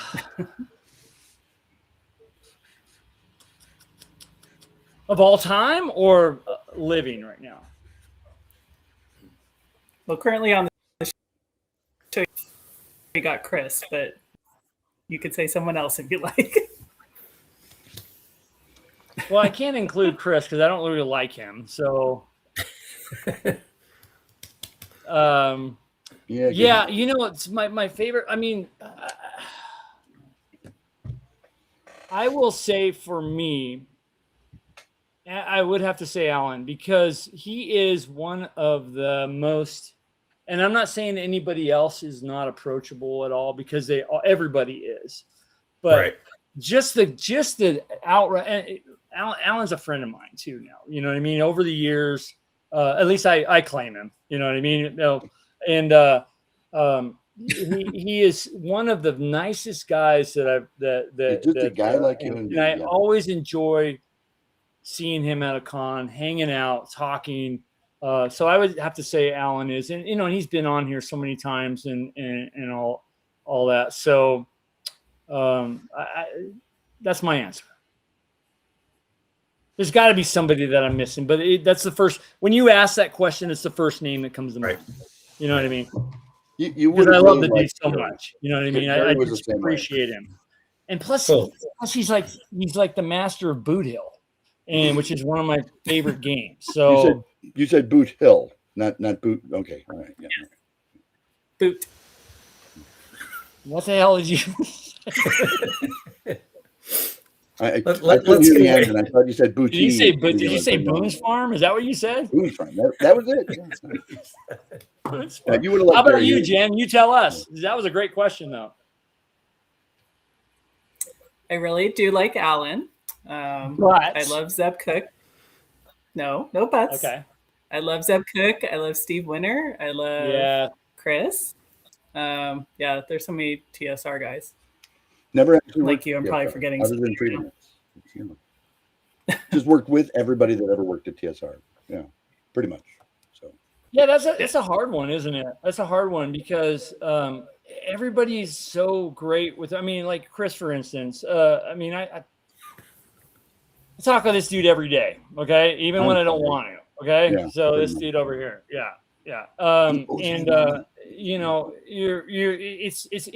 It's a testament to our community. You know what I mean? These dudes and gals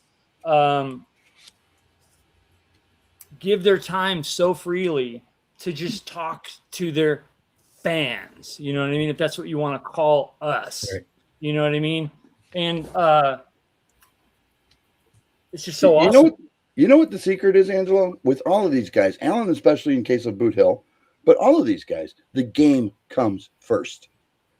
And so they think of themselves as being members of the brotherhood of whatever the gaming center is before they think of themselves as people who helped to create it. They really do. Yeah. I mean, for instance, you throw out a name like Tim, like Tim Cass. Yeah.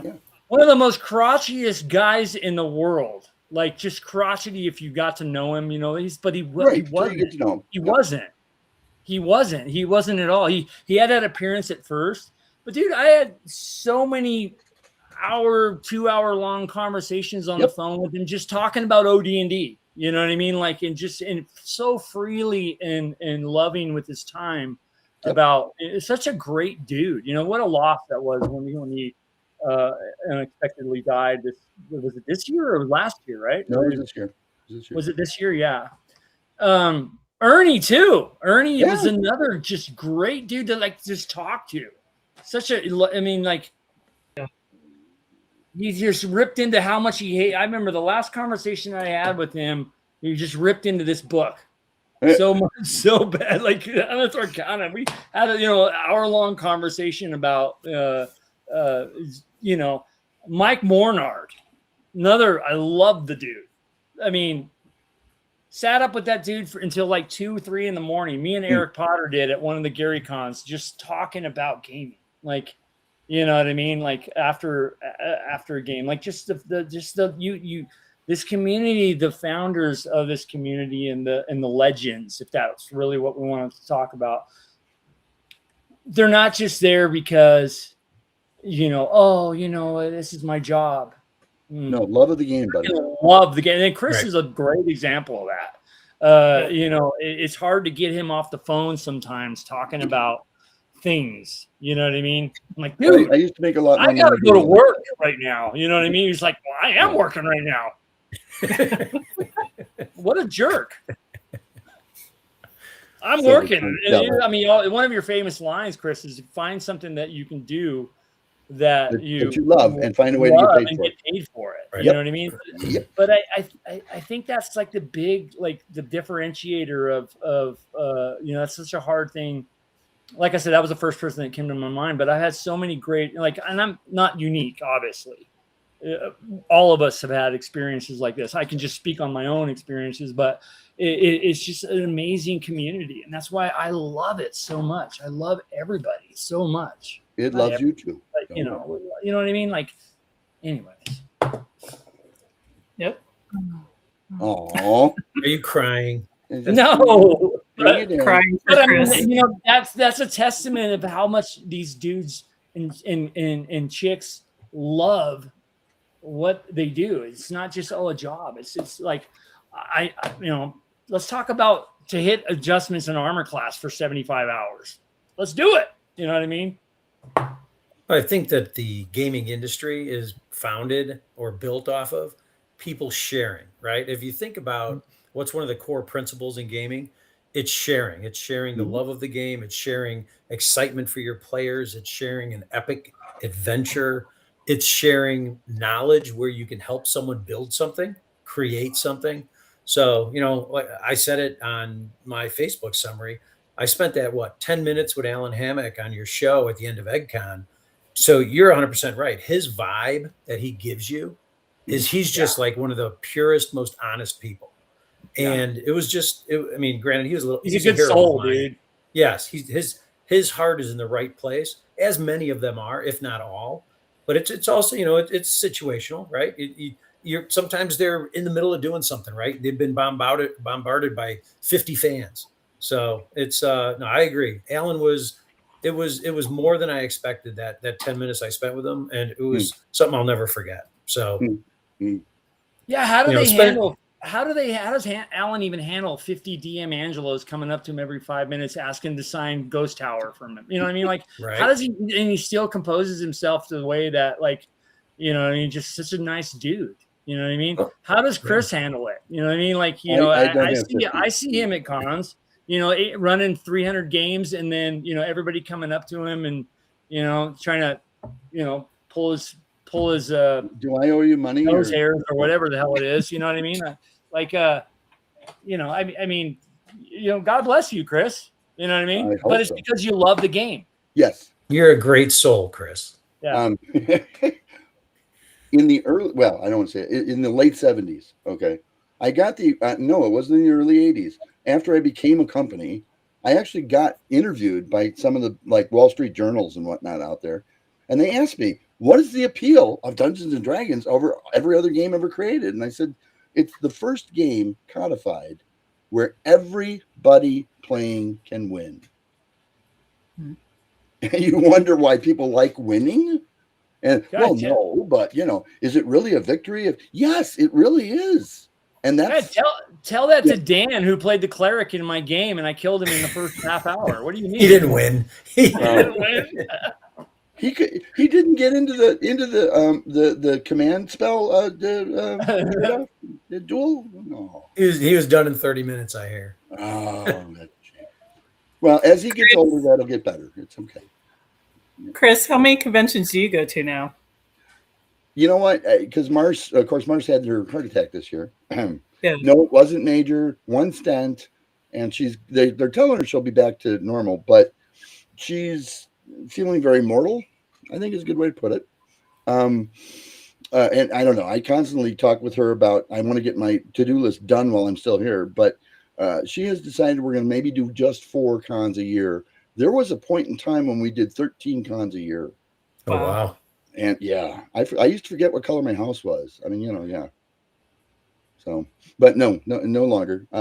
We stopped doing that Canada one right after ttrpg con, even before Mars had the heart attack, just too grueling to spend 3 weeks on the road running around and running games, and oh my goodness, yes.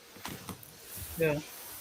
I think it's possible to find like 2 or 3 cons that are like your core that you do year over year, and then maybe rotate 1 or 2 out every year so you get a good feeling for different sites. Right.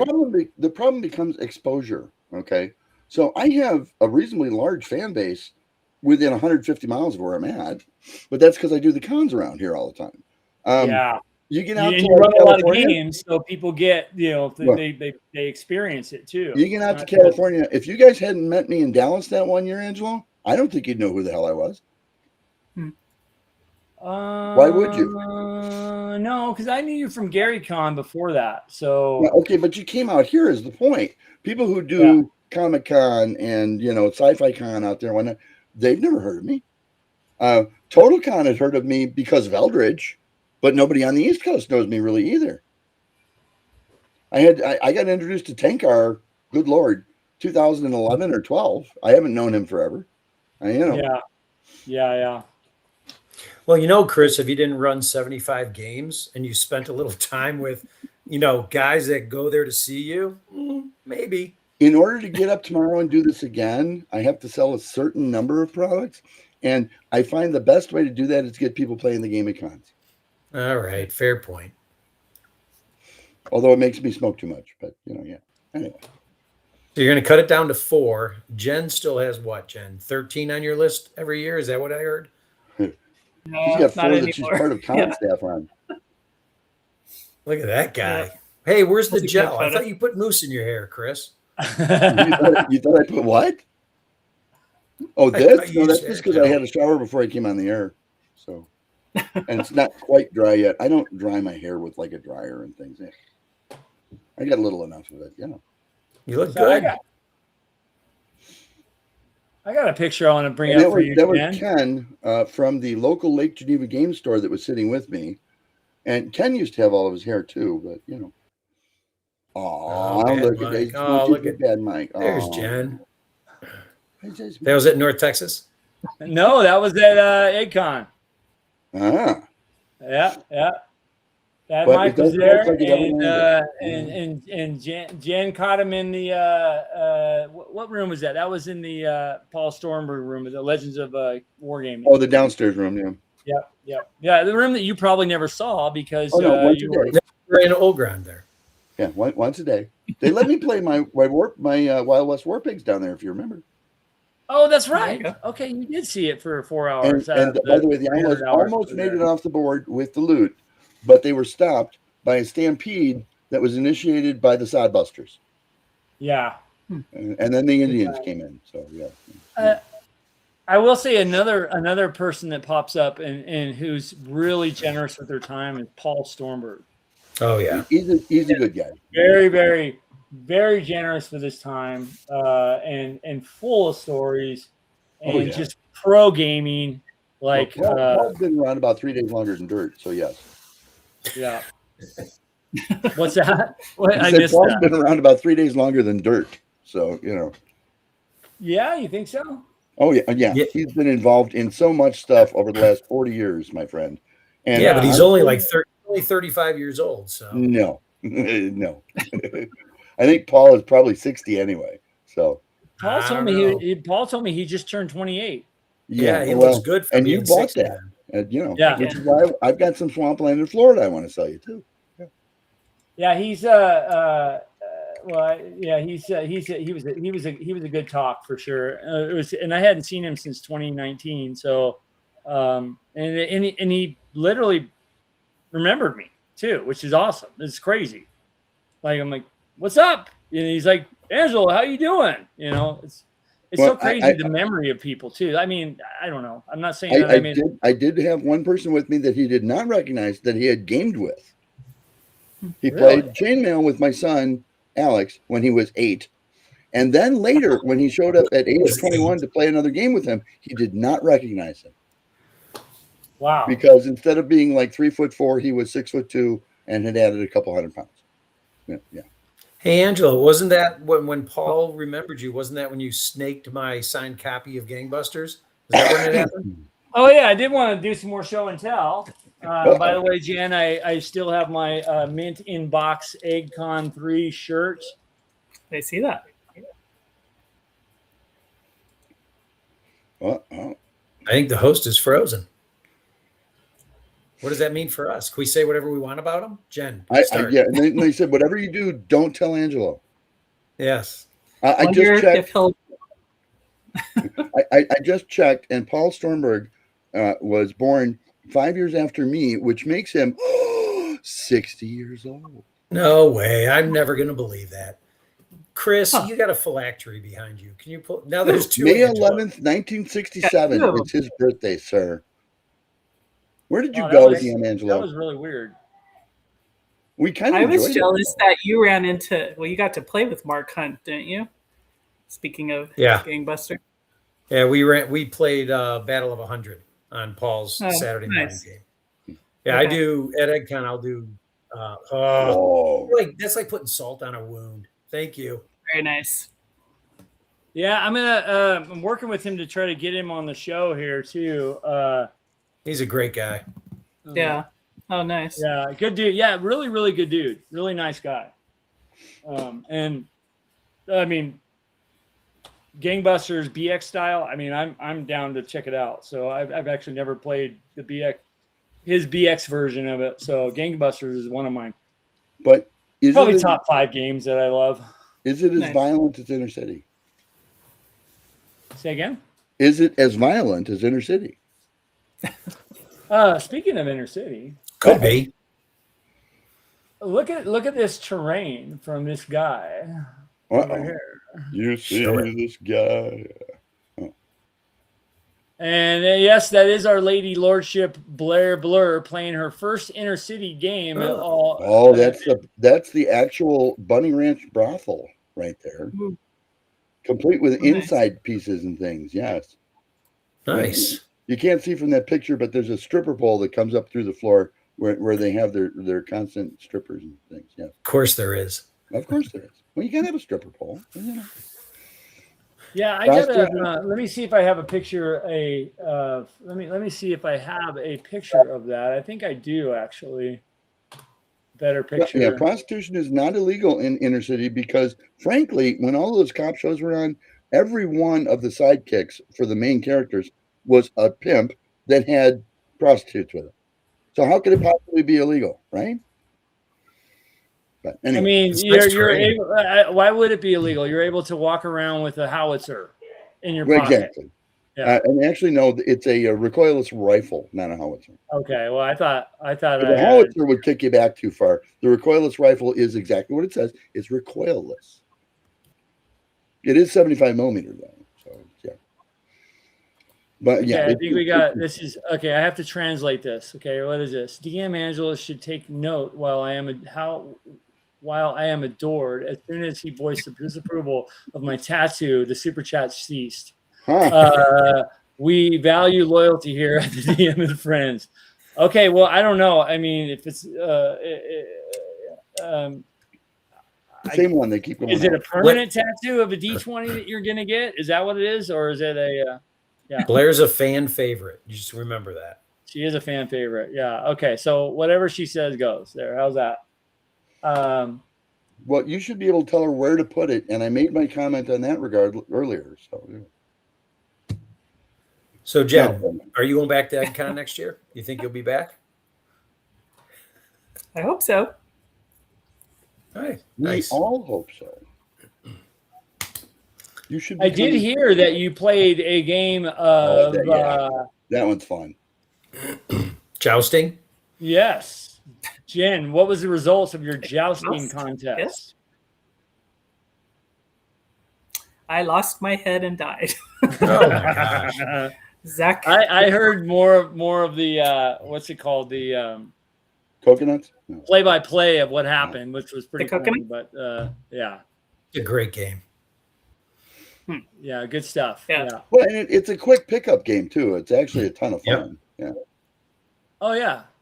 Well, I mean, how long does it last? What, maybe 5 minutes, if that? Maybe. I want to. Didn't those rules show up in like Dragons 1, 2, or 3 or something? Yeah. They are. Where'd they come up? I don't think they published them per se. I think they put them in the Dragon, but it was really early. Fugly is wants you to think of the word "just" as you read that. It's okay. Okay, there's another one. Jimmyson, thank you so much. I heard that whatever says goes. Okay. I don't know how many that is, Blair, but there you go. Yeah, if you get whatever you want there, you'll we'll get the D20 tat. Got some other cool pictures over here of speaking of. Ba-dum-bum. Yeah, I'm just going through my. Speaking of the goat, we call him the goat here. Because he has a big TV. And Yes. Speaking of the goat, there he is. Yep. And a couple other cool. I don't know why, but I got on a pretty big kick of taking. Did you guys see this as you went to the tap bar? I took a lot of pictures of ducks. Why would you be taking pictures of ducks? I don't know. He loves ducks. I love animals. So you don't have ducks out by you in Montana? Of course we do, but I don't know. These ones were just calling my camera. So. That picture was taken right after one of the baby ducks went over the waterfall. Yeah. Which it goes all the way around, comes back, crosses the street, and comes back to this mom. And I think they just do that all day long, which is pretty funny. If the lake's big enough, they don't, because like a muskie will come up and eat the baby ducks. Oh no. Really? Yeah. But you got to have big enough lake for that. There's Some Paul. more pictures there. There you go. Paul is not 60. Paul's like Paul 38. is 60. I'm telling you, 59 or 60. I might have his birthday mixed up. Well, he's got great hair, that's for sure. He does, and he takes care of himself, unlike some of us. Yeah. Let's see what we got. I got. Who's that good-looking guy on his left there? Oh, That was Paul. that was you, Greg. And then I don't know, Jen, if you've ever done this, but there is a safari area over in where you can drive around and feed the animals. And that's no bull. No. Yeah. Yeah. Actually, I think it I is. did not get that tour from Alan. Yeah, that was actually pretty fun. Let me see here. Did you have a giraffe stick its face in your car? It's actually really funny because I actually saw Greg there. Here comes the picture. Yeah, you knew that was coming. Yeah. Giraffes. Yeah. That was me after spending 3 meals at the Flat Iron Grill. With that was you after going to the tap like 300 times. I think. By the way, Jen, where did you guys end? Did you guys ever go out to any places? I mean, there's the great restaurants in the area. Did you go and eat anything anywhere? We went to what was called Popeyes, but now they're changing it to what, Nick's, I think. Oh, where was that? Just down the road. Okay. Well, everything's down the road. Yeah.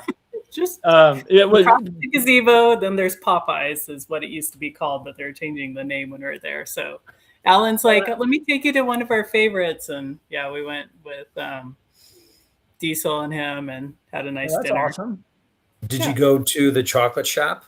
Did you hit the confectionery at all? The guys went to that one. That was pretty good. Yeah, they good. smear you with fudge as soon as you walk in the door. Yeah, that's right. It was great. I had getting some lathered with fudge all over. And then they send you the giraffes, and no.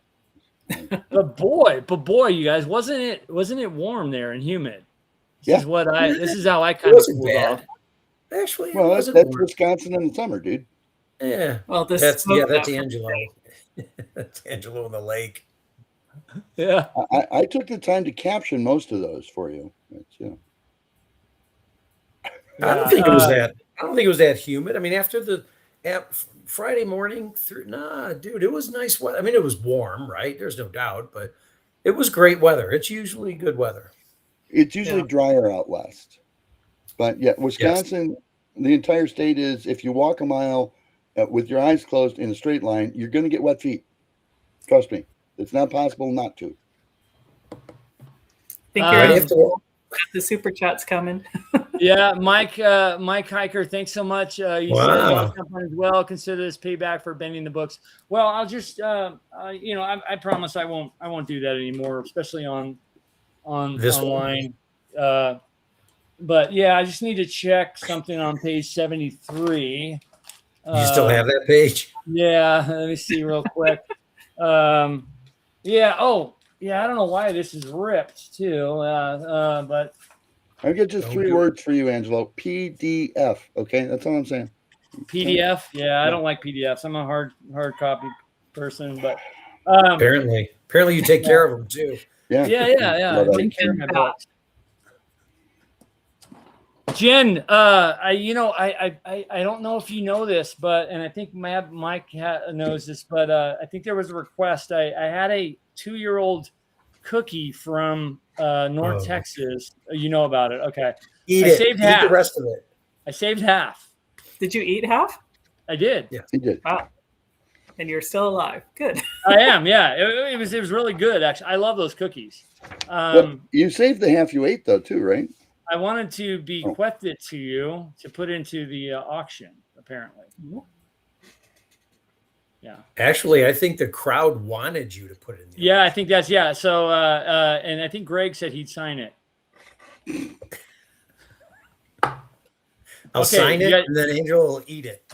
You guys want to see it? You want to see a turtle stretching its leg? Watch this. He was just sunbathing and just having a good old time. Yeah, we have those in the yard if you want, Angelo. You know. You have those in the yard? We do. Not all the time, but frequently, yes. Yeah. And if their backs are all bumpy, don't go up to play with it.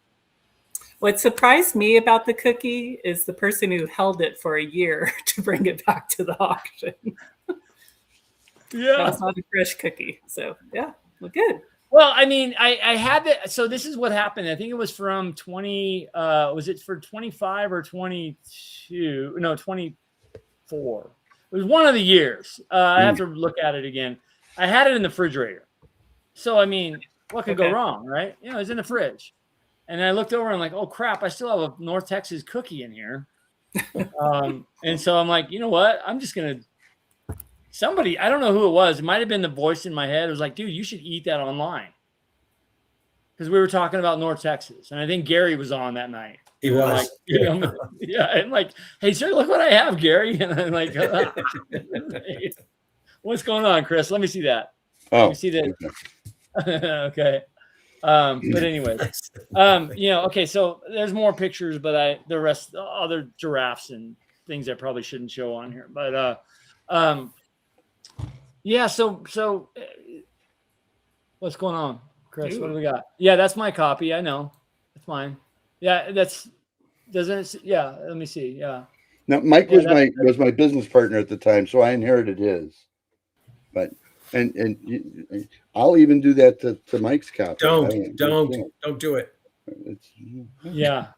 No, what the hey, don't do that to my copy. Yeah. The one that I had that Gary signed is in my bag. So, but anyways, Jen, so for EggCon and you know, overall, what a great time, huh?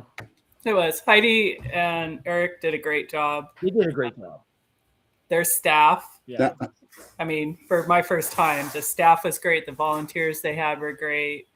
Well, and bear in mind that for like 3 days before the con, actually 2 days before the con, it came back. But for the 3 days before that, they had no internet at all. Right. Because a hurricane went through town. Which is why there were all those knocked down trees all over the place. Right. Yeah. Yeah. Well, and honestly, I haven't heard or seen any negative comments about anything about that con other than the smoke, but that was no one's control. Yeah. Yeah. And that was gone by noon. That's things. Yeah. And that was gone by noon on Saturday anyways, on Friday anyways. So the whole weekend. Yeah. Yeah. The whole weekend was clear and sunny and everyone was outdoors. So I mean, that's the testament, right? That's the good news story that they've got something wonderful there. So looking forward to next year. Yeah. Yeah. You know, what I like about a small con is I feel like you can get a chance to talk to people and see people, even though I didn't see everybody there. You know, right? Yeah, I didn't either. Run back and forth between the two locations, but yeah, I didn't even get to see Greg. So I saw you once. And you ignored me. I know how you are. He was too busy. You know what's funny though, Jen, is although it's two different locations because they're two different hotels or buildings. They're right next to each other. It's almost to say they're two different locations is almost not even accurate, right? Yeah, because it's a 2-second walk. Yeah, it's the same parking lot. The same parking lot.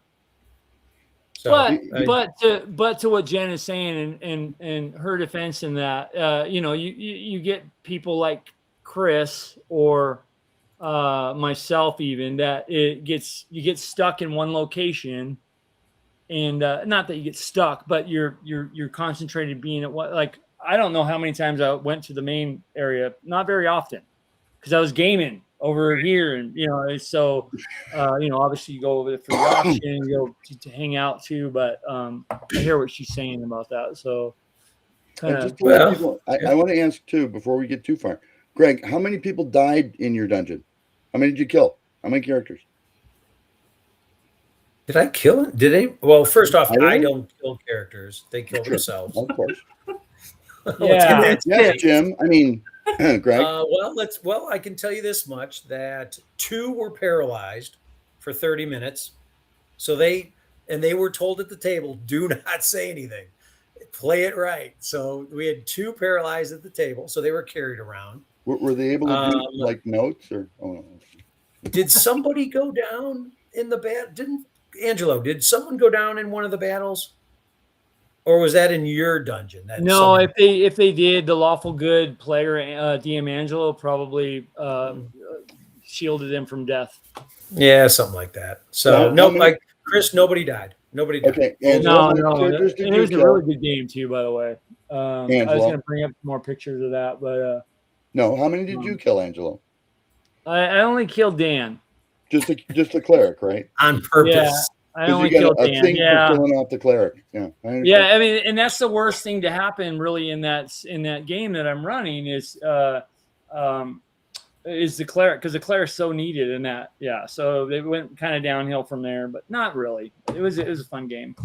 So you killed Dan because you wanted to go away from the table, or you made no, because I don't even remember how he died too. I'll have to ask him because I actually don't remember. Everything kind of was a blur in that game. And Greg, you were the cleric then, Greg? Well, I thought I was a cleric, but then DM Angelo told me I wasn't after I had already picked my spells.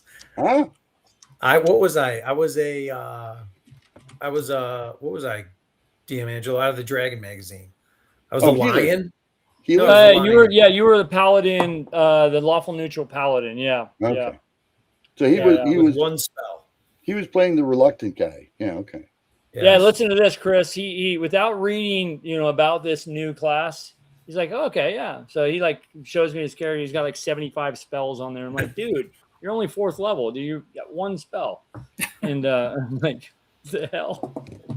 Jen, did you play it? Jen, did you play in any games? Did you get a chance to, or are you just running around like a chicken with your head cut off, doing all the stuff with the auction and the things? I did the live play game. Okay, that's true. The one you talked about at the beginning. Yeah, sorry about that. Yeah, that was the only game I got into. Yeah. So. Okay. Well, Chris, if you would have asked me how many I killed in the tournament game that I ran on Friday morning, I would tell you 3. In the first encounter. Well, yeah. Okay, let's not even go there. Did you kill any characters, Chris? And I did in the tournament game. Actually, I killed the entire party once.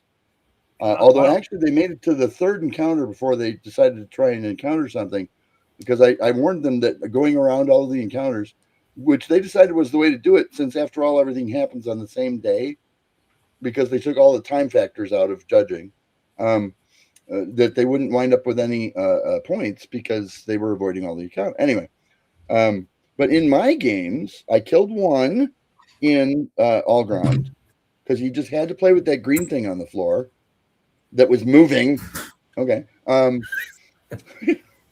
then I killed one in the sci-fi. Although he didn't really die, he went for the immortality protocol and got shrunk down to 3 inches.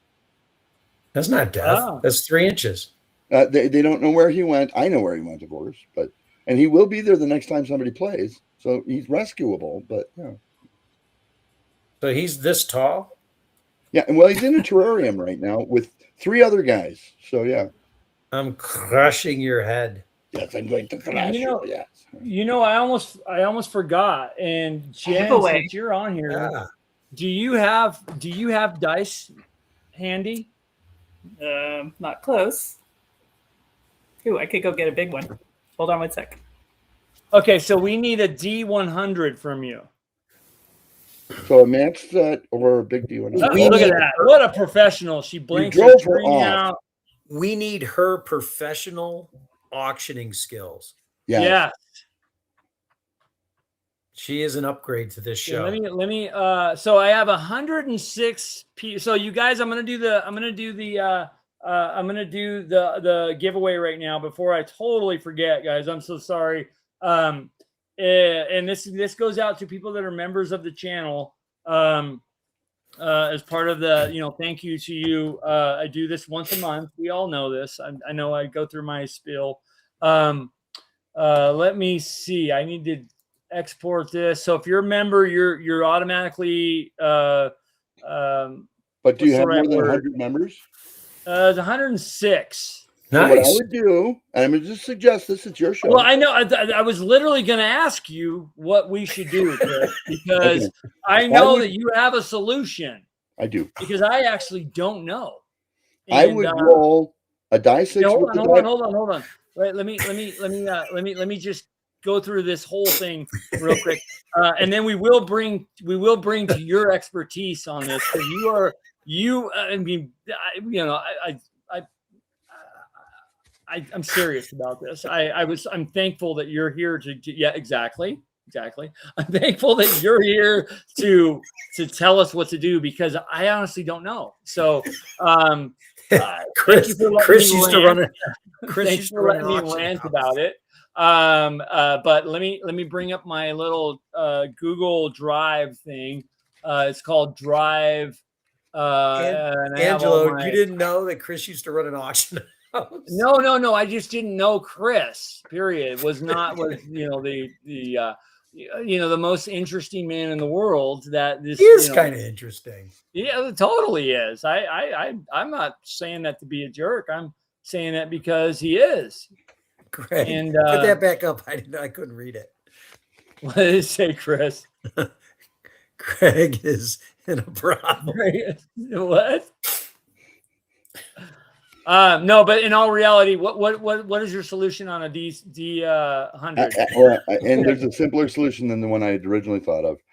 Tell the first 6 members, because they were your original 6 and they deserve something for that they are exempt, but the other 100, you roll the dice 5 times and you eliminate 6 people so that you're down to 100. I honestly think Dreg would not like that statement. Yeah, Dreg would. He probably hates you now. Dreg would have a problem. You think now is when he would hate me? Oh, come on. And Dreg, the person that probably has won the most giveaways out of anybody on the channel. I won twice and I've received nothing. That was that's just. If Agile Monk's in the weeds, which he is, there he is. Agile, he held out on. Look at that, Dreg. Dreg's the one that tells the solution there. Look at that. I love this guy. What did you do to Jen? Jen is here. Okay, I'm gonna export started. Is ready to turn download. Your camera Okay, off. so there we go. I just downloaded the export. Let me upload this. Let me import. Boom. Replace current sheet. Okay, import. but Boom. Okay, there we go. 100 can't win. Okay, so how can we do? Actually, there's 106 people that I need to go through. So, how could we do this? I know you have a better answer than just screw the first 6 people, Chris. Okay, that's a cop out. Can you hit a reboot? Chris, reboot, dude. Reboot. I know you got it in you, dude. Why don't you follow Dregs? Okay, do you want to come back in, Jen? Oh, Chris just rebooted. What the hell happened? Jen is frozen. Okay, let me see if I can go. I got nothing. Chris is okay. Jen, I'll do this to her. Come back. Yeah, we're having all kinds of technical fun here. There he is. I did what I was told. Jen, did we lose you? You did reboot. Okay. Come up with a better plan. Here we go. Yeah, and Blair is saying, please, she wants another. Yeah. Actually, Fugly's answer is not terrible. Fugly. Okay, you can ask the browser to supply a number randomly between. Okay, yeah, maybe we'll do that. But I thought it'd be kind of cool for Jen. She went and just got dice, guys. Well, and she went to a different country, evidently. 4D27s. Where's that set? She just sent us a thing saying that she froze. So, can we get her some cash so she can pay her heating bill? Jen, if you hear us, exit and come back. Okay. How come I have the best Wi-Fi and I'm in a brothel? Because I could tell you why. JT's answer is not bad. PG. Okay.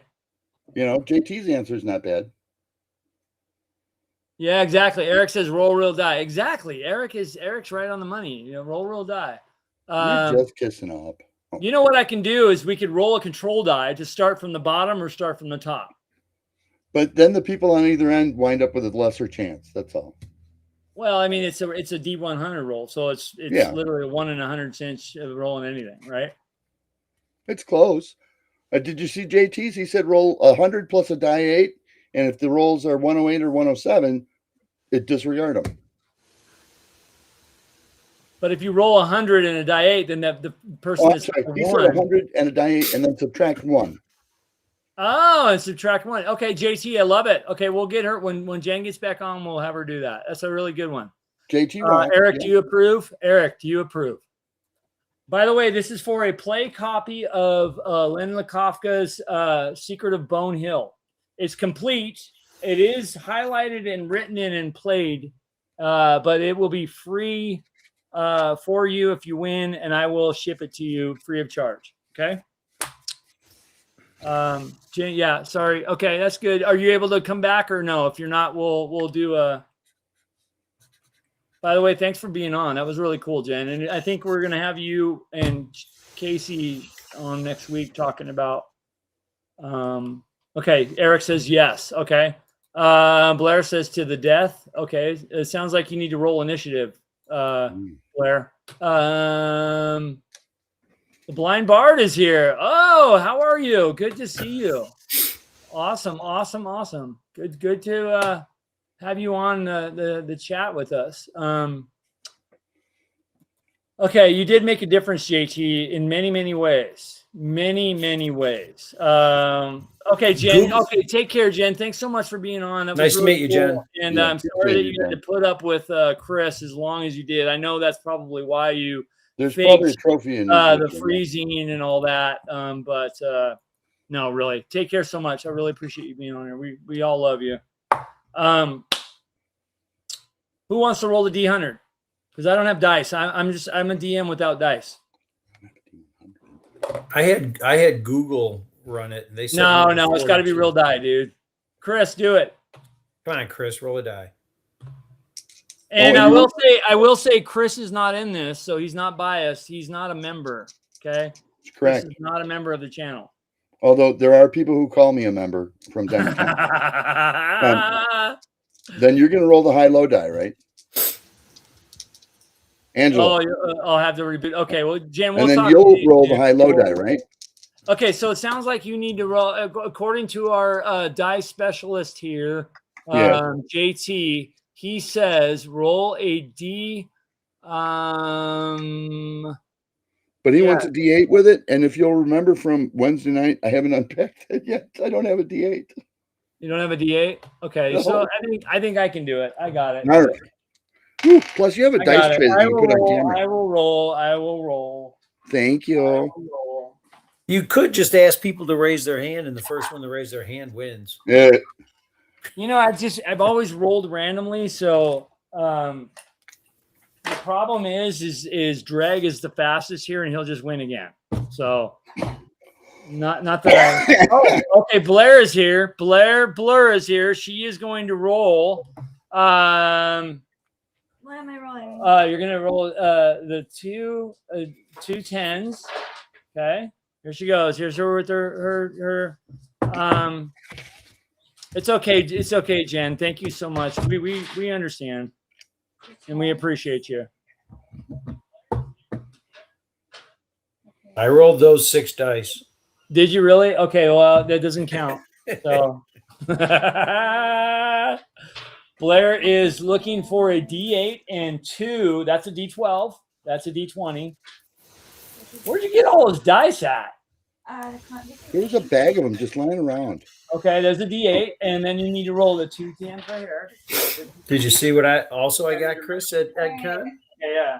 Okay, get over here. Yeah, that's you want to get the chair? Sure. You want to get the chair? No. Yeah. You want to get the chair? Go get it. Okay, then you want to sit. You want to lean down over here so everybody can see you. Don't you want it on? The camera on. Oh, okay. We need the camera dice? on. Okay, yes. Hang on. I'll bring another camera up here. I'm liking that one more, actually. Dude, this is awesome. Look at that elf. Yeah. That's a really good piece. Extra camera. You guys ready for the extra camera? Right? What was that? I said there's a dungeon in your future that has that for a cover. Wow. Okay, so this is this camera right here. Yeah, man. Whoa, not that camera. Whoa. Okay, Chris, good that's idea. a really. Roll over there. Okay. Wait, this is showing. What Aronson would do with that. I have to ask him. Should I use my phone to put a Well, little he may have sold it as a cover originally, so you'll have to ask him for second rights. But yes. Okay, you guys, bringing the camera up here, adding a camera. You ready? Here we go. Blair's got her. What happened here?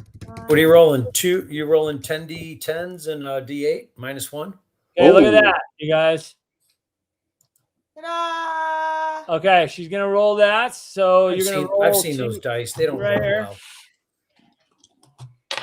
Oh, wait.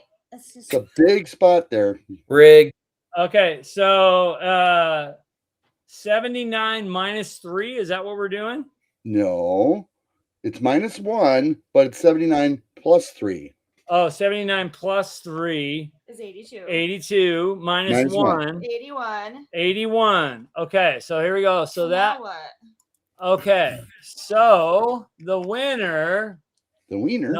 No, that can't be right. Why? I gotta go back up. It's okay, drag. so the winner drag. is. Drum roll, please. The winner is Mac Thompson. Mac Thompson. Mac Daddy. And I think his username is, let me look really quick because I know he goes by a different username on the show. Yeah, it's Mac_Thompson. And I've seen him on the chat several times. So Mac Thompson, I will send this bad boy to you. The membership. Let me see if I can hide this. There we go. I'll send this guy to you. Just reach out to me if you see this. And we'll get it over to you, okay? You actually got a week because and I'll post it or something. I think you're on my Discord too. So, all right. Hey, Greg. Yes. You recognize Greg? I do recognize those dice. What happened? They're the Wand of Wonder dice. What happened? The Wand of Wonder dice. Yeah. The Wand of Wonder. Yeah. Butterfly. Yeah. So let me go. Let me put this in there. At Mac Thompson. No. Those aren't the Wand of Wonder dice. Those are the dice I stole from you at your game. Oh. Remember I traded you for the Christmas ones? Yeah, neutral. Definitely chaotic. Yeah, definitely chaotic. Chaotic. Neutral chaotic. Sorry. Neutral chaotic. There's no such thing as neutral chaotic. Neutral right at 4 chaotic points. Your alignment said you were true neutral. Yeah, you know what that means? That means that you flip flop. That's what it means. Yeah. Whatever the way the wind blows. The wind blows. That means you. Yeah. It depends on whether you're drinking or not. Or yeah. Okay, there you go. What the hell? That means you steal the dice from the DM. That's what that means. Oh God, what are we gonna do with her? She's got 2 D&D games in her, and we got a neutral character. What is going on here? Anyways, yeah, congrats, Mac. And I'll make a post or something to make sure you get that. So thank you guys, appreciate it. And we'll do the same thing again next month for sure. I don't know what it'll be. It'll be something back there, or I don't know. Maybe Chris will donate something from his collection. I was going to give you a bunch of stuff, but I got to ship of things that are mine. Hey, that's it. Oh yeah. Let me show you that. Yeah. I did spend some time at Chris's, and he did send me home with this. Gary Gygax's Legendary Adventures role-playing game system. And I need to, even though it got a little beat up in the plane, TSA did open my bag and didn't put things back. And went, I'm gonna probably put this on the wall. How did you get that? Yeah. What were these, Chris? Because I know you had some of these. I just showed the one book. I mean, they were source books for the world. Gary originally did just one that he was going to call the Legendary Earth Gazetteer, and I read through it. I found it a little dry. So that's one of the covers. Okay.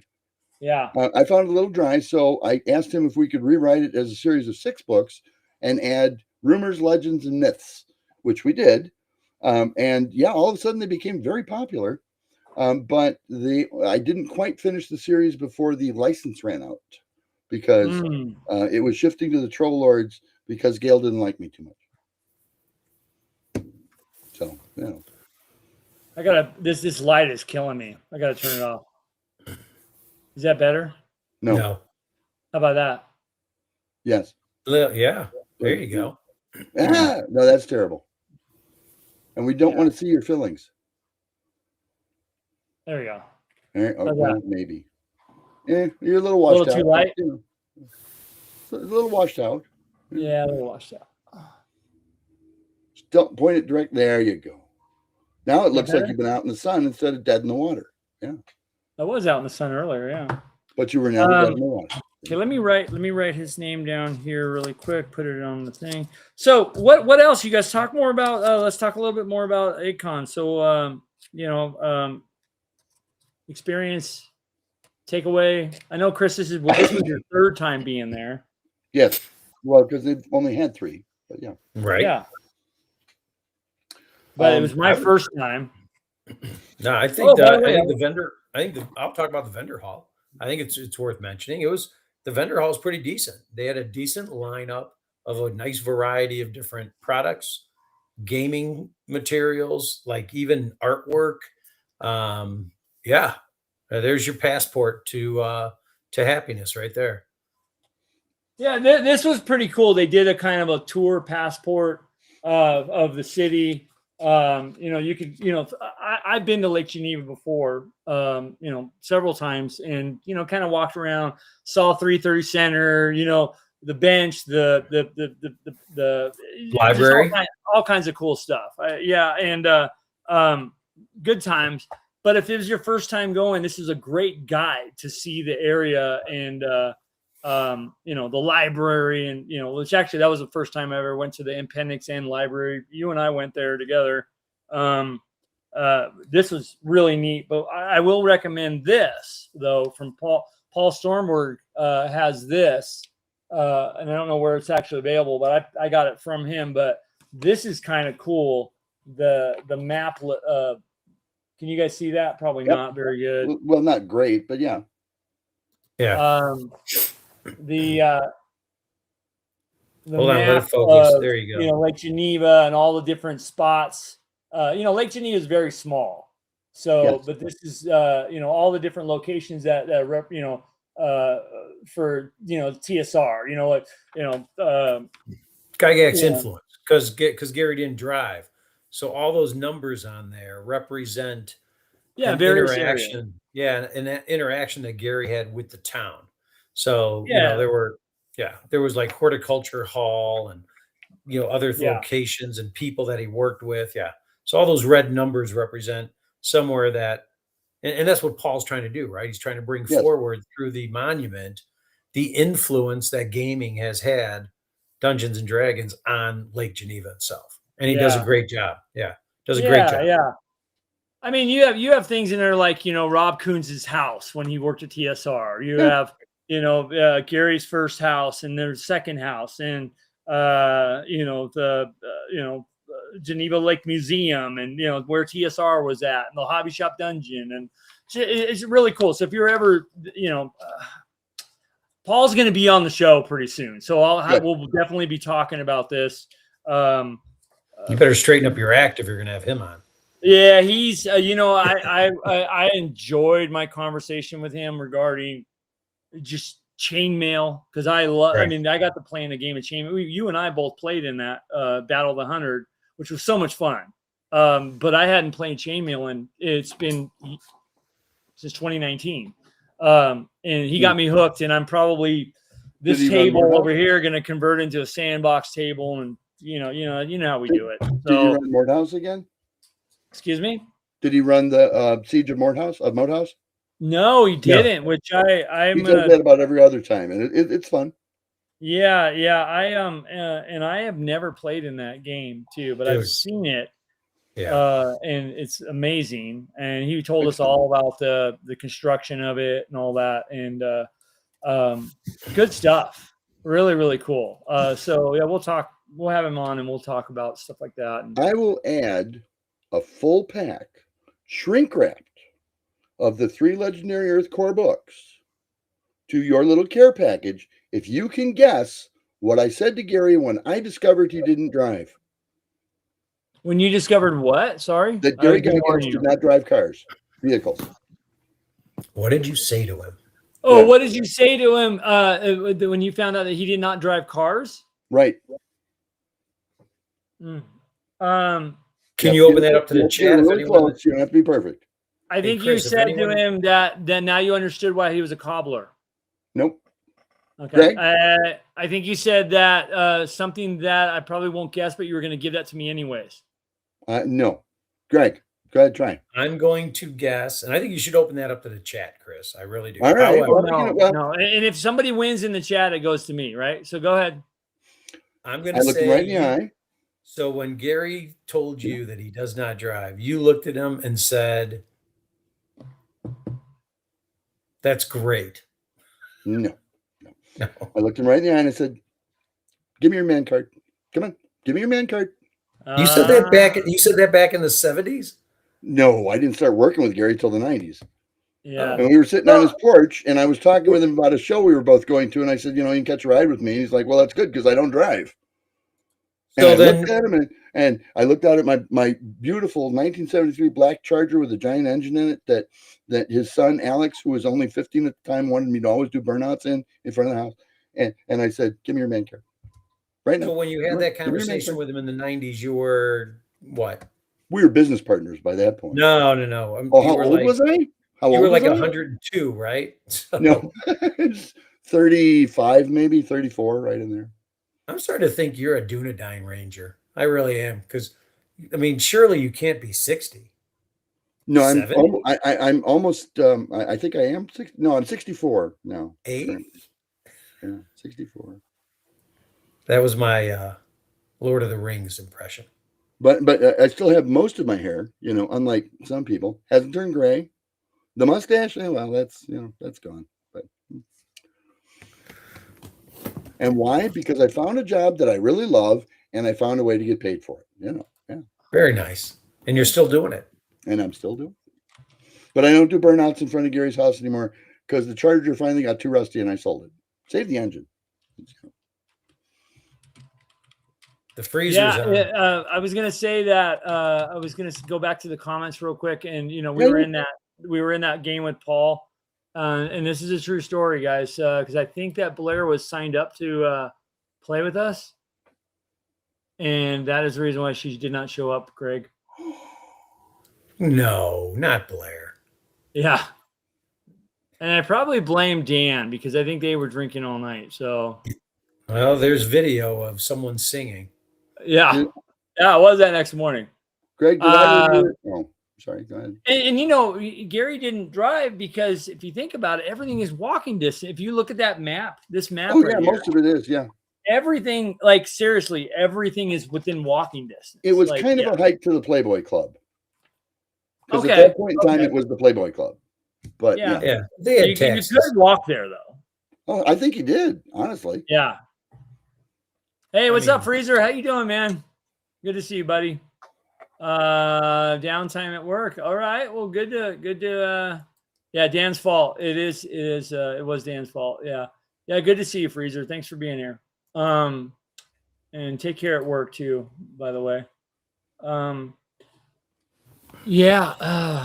Yeah, good stuff. You know, these are and we'll talk to Paul a little bit and find out where people can get these, because I know he did say they're like online or something, but you know, you could probably print them out from online, but it's really nice to get a hard copy of that because it's detailed, super detailed. The other neat side of that was in those days, if you will, Lake Geneva and the surrounding area in August, all of the tourists leave.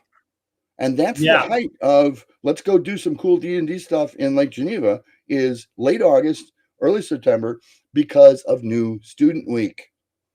and everybody will swarm into town to get your books before you go back to college, and play with the gang before you go back to college, and so all of the little mini cons that they had and whatnot in town they're always find a place to park. All the restaurants are glad to have you. It was just wonderful. Yeah, back in the day. Yeah, it's a great little town. It really is. Did either you, Greg, or and she can maybe answer for herself if she's listening in. Callie, I'm sorry, Blair Blur, try or run across the Medusa drink that they make at several bars whenever EggCon's in town. No, I never heard of it. It's a Bloody Mary with Stoli. That instead of tomato juice, they use barbecue sauce. And dude, I looked at one of these to begin with, and I went, "Oh my god!" Right? Well, first of all, they add more vodka because barbecue sauce has more than enough flavor to stand up to more vodka. And second of all, they're great. They're awesome. Oh my god, is that a hell of a drink? I don't drink vodka, and I love those. Yeah, I started both days off with Bloody Marys. Well, and think of that for next year. Find out if they serve Medusas, and you'll never go back to standard Bloody Marys again. Noted. And for some reason, it's an easier hangover, which doesn't make sense to me, but they are. And Matt Hiker's leaving. It's got more vodka in it, and so you get a little drunker a little sooner, Have a good night, Matt. Yeah, good night, Matt. Hey, so quick question for you, because I just did a video. I don't know. I just got a thing that popped up, a video on Friday about alignment. I don't know if you saw it, Chris. I know you did, Greg. The 3 alignment one? It was the alignment one where we just talked about why Gary did 9 points instead of 3. From the original 3, yes. And my whole premise is Vader and the Joker are not the same evil. You know what I mean? By the way, I just wanted to show you guys this. So, well, these were the badges here. That little kind of cool. I think you pointed out correctly, so that Vader's version of evil is where the universe needs to be to continue onwards. It is the order of things. It is the way things need to be. And that he truly believed, because power has to have some order to it, and power unbridled means everybody dies. Yeah, that was like Vader's outlook versus the Joker, who didn't care. He hoped everybody died. Yeah. I think that I use the analogy. I think I use the analogy that he'd love to see the city burn down just for the hell of it. You know what I mean? Like, he loved the chaos. Not care about what the consequences are. So I just got to think like, I think Vader is chaotic. No. The Joker was chaotic neutral. And I'm like, I don't think so. Somebody that would burn a city down just to see it burn is evil. Yeah, I don't think there's no neutrality there. So, I'd love to hear, from your guys' point. And Vader, I think, is lawful and evil. I'm sure he used manipulation in a chaotic way, but he was very lawful. I would tend to agree. Yeah, and especially his roots with the Jedi Order, which is lawful or maybe neutral, in that aspect, but law meaning, do you guys define law and lawful and chaotic on that spectrum? Because you have lawful, chaotic, and then you have evil and good. Lawful means usually more on the group, more order versus independence, and Have you ever read any of the books by Michael Moorcock? Sure. Okay, his definitions of law versus chaos are perfect in my opinion. Really? Too much law can equal totally stagnant. Too much chaos means nothing has order. And so nothing is ever where it belongs, or, you can't make a machine because the chaos is too great and the machine will never work. Yeah. So, yeah. Well, I'm lawful good in real life. So it's. Well, yeah. Yeah. Well, what's that? Nobody can see that. Okay. It's a coin. Only one person viewing right now will know what it. Okay. Here goes Freezer. I knew it, and that's the only reason why I brought this subject up. Vader is not lawful evil because he doesn't follow the law.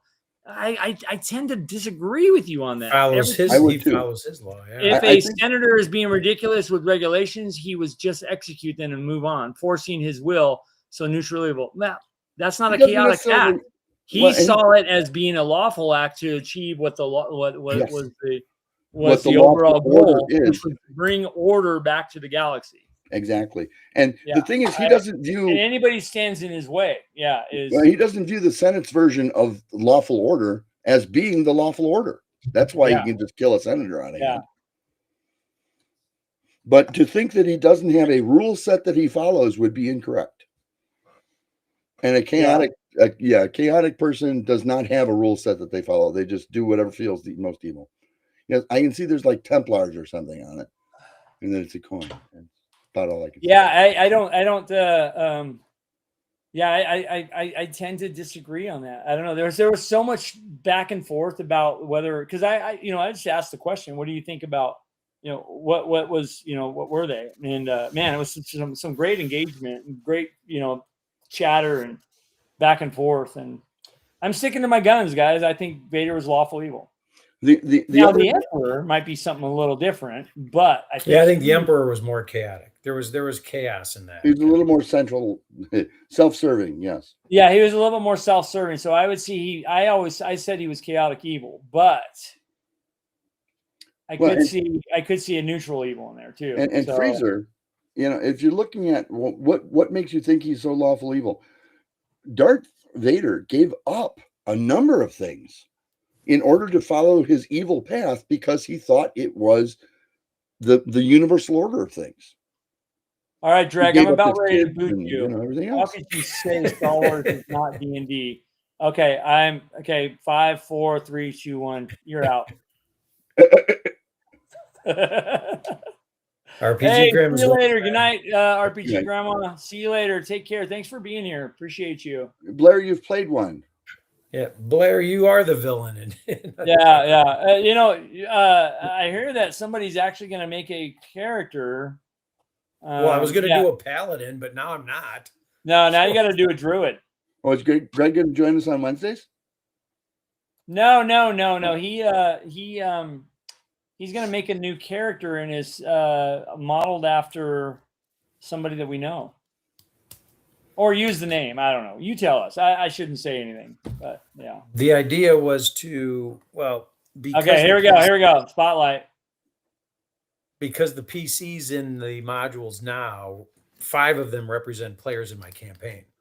So I was thinking, why not honor other people that I know and create PCs for future modules using them as It's a really great idea because if they say it's okay. Don't you do? But I was thinking of a paladin. I was thinking of a paladin, but now that person wants to play a villain. So see now. What's up, Robert? I knew you'd come back, buddy. Thank you for being back because we love the hell out of you. I think he's talking about Solomon Kane. Yeah. Well, but he's watching and he's also here, so that's why I say something. Blair, you're pretty funny. Angelo, I just got the 5-minute warning. Okay, yeah, we need to close shop here because we've been going for 2.5 hours. I was going to try to hit 3 tonight, but we have a couple quitters here. So you being the only one we have technical people that Jen had a technical problem, so I'm not blaming her, but I'll blame you. You're blaming Blair. Oh, my camera just went out. Oh yeah, so good.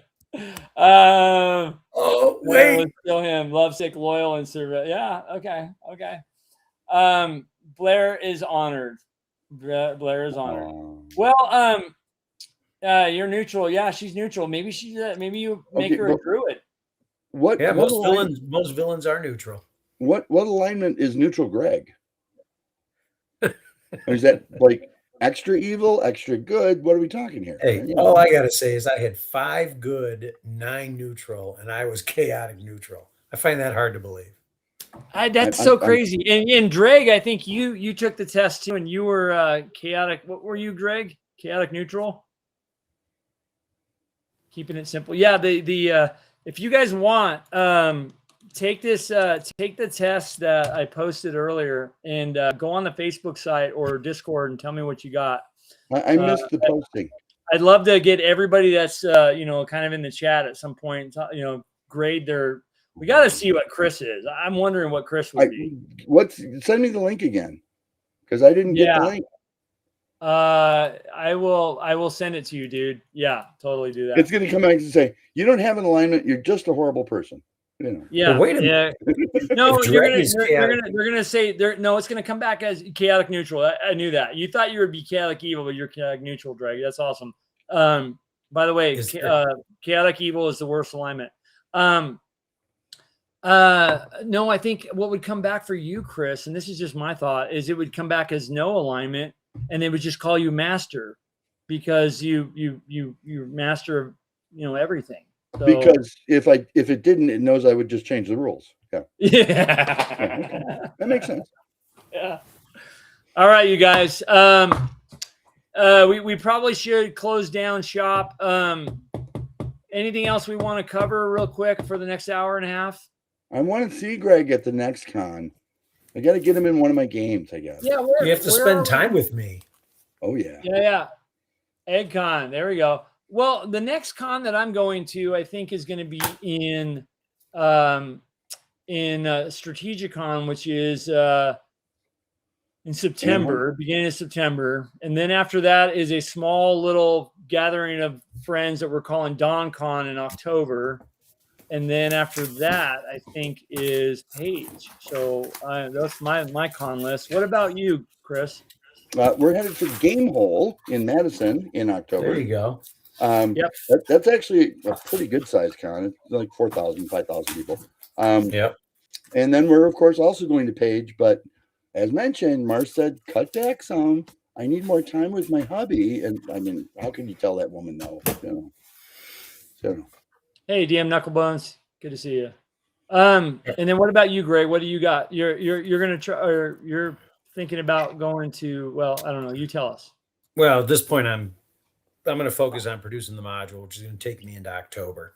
So I think that I may try and hit Dragon Days in October up in Lake Geneva, but I think this year there's nothing on the radar. Next year, though, it's wide open. So we got a couple. But I am getting the hook, gentlemen and fans. It's bedtime here. Like, I'm out of town. So okay, well, you get Angelo. out of here.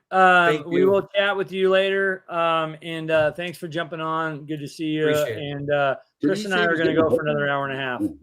All right, you guys do that. Chris, have a great night. Everyone have a great night. You too, Thanks for the help and the support. Love you guys. Is there a lawful quitter? I can't remember if there's a lawful quitter. A chaotic quitter? All right. Cooter quitter. It's a cooter quitter. Yeah. Lawful cooter. There you go. That's a great alignment. He's out of here. Yeah, that's so you're going to game hole, huh? Yes, sir. Yeah, I gotta make that con. I know everybody's been talking so much about that. Well, so, yeah. if you want to try and do it a little bit harem scarum, let me know. I can't this year though. This year would be tough. Right. For me. I'm just saying for the following October, if you want to run one event or something or whatever you want to do, if nothing else, maybe we can roll you in with us and some of the logistics will go away. Is what I'm thinking. Yeah. And I know you'll want to stay at a Marriott, or I'm sorry, you're you're a Marriott. Yeah. We're helping people. Freezer, we should do a D6 Star Wars game since you like Star Wars so much. We should put something together. Get Stephen Clements to run something for us. Okay, there's no immortality protocol in Star Wars. That's all I'm saying. Yeah. Going to ReaperCon next. Okay, cool. Yeah, dude, that's I want to hit that one up too. I've never been to ReaperCon. Well, I may add Adepticon in. Yeah, I think you were March. Talking about that. Yeah, Adepticon. That's after Page.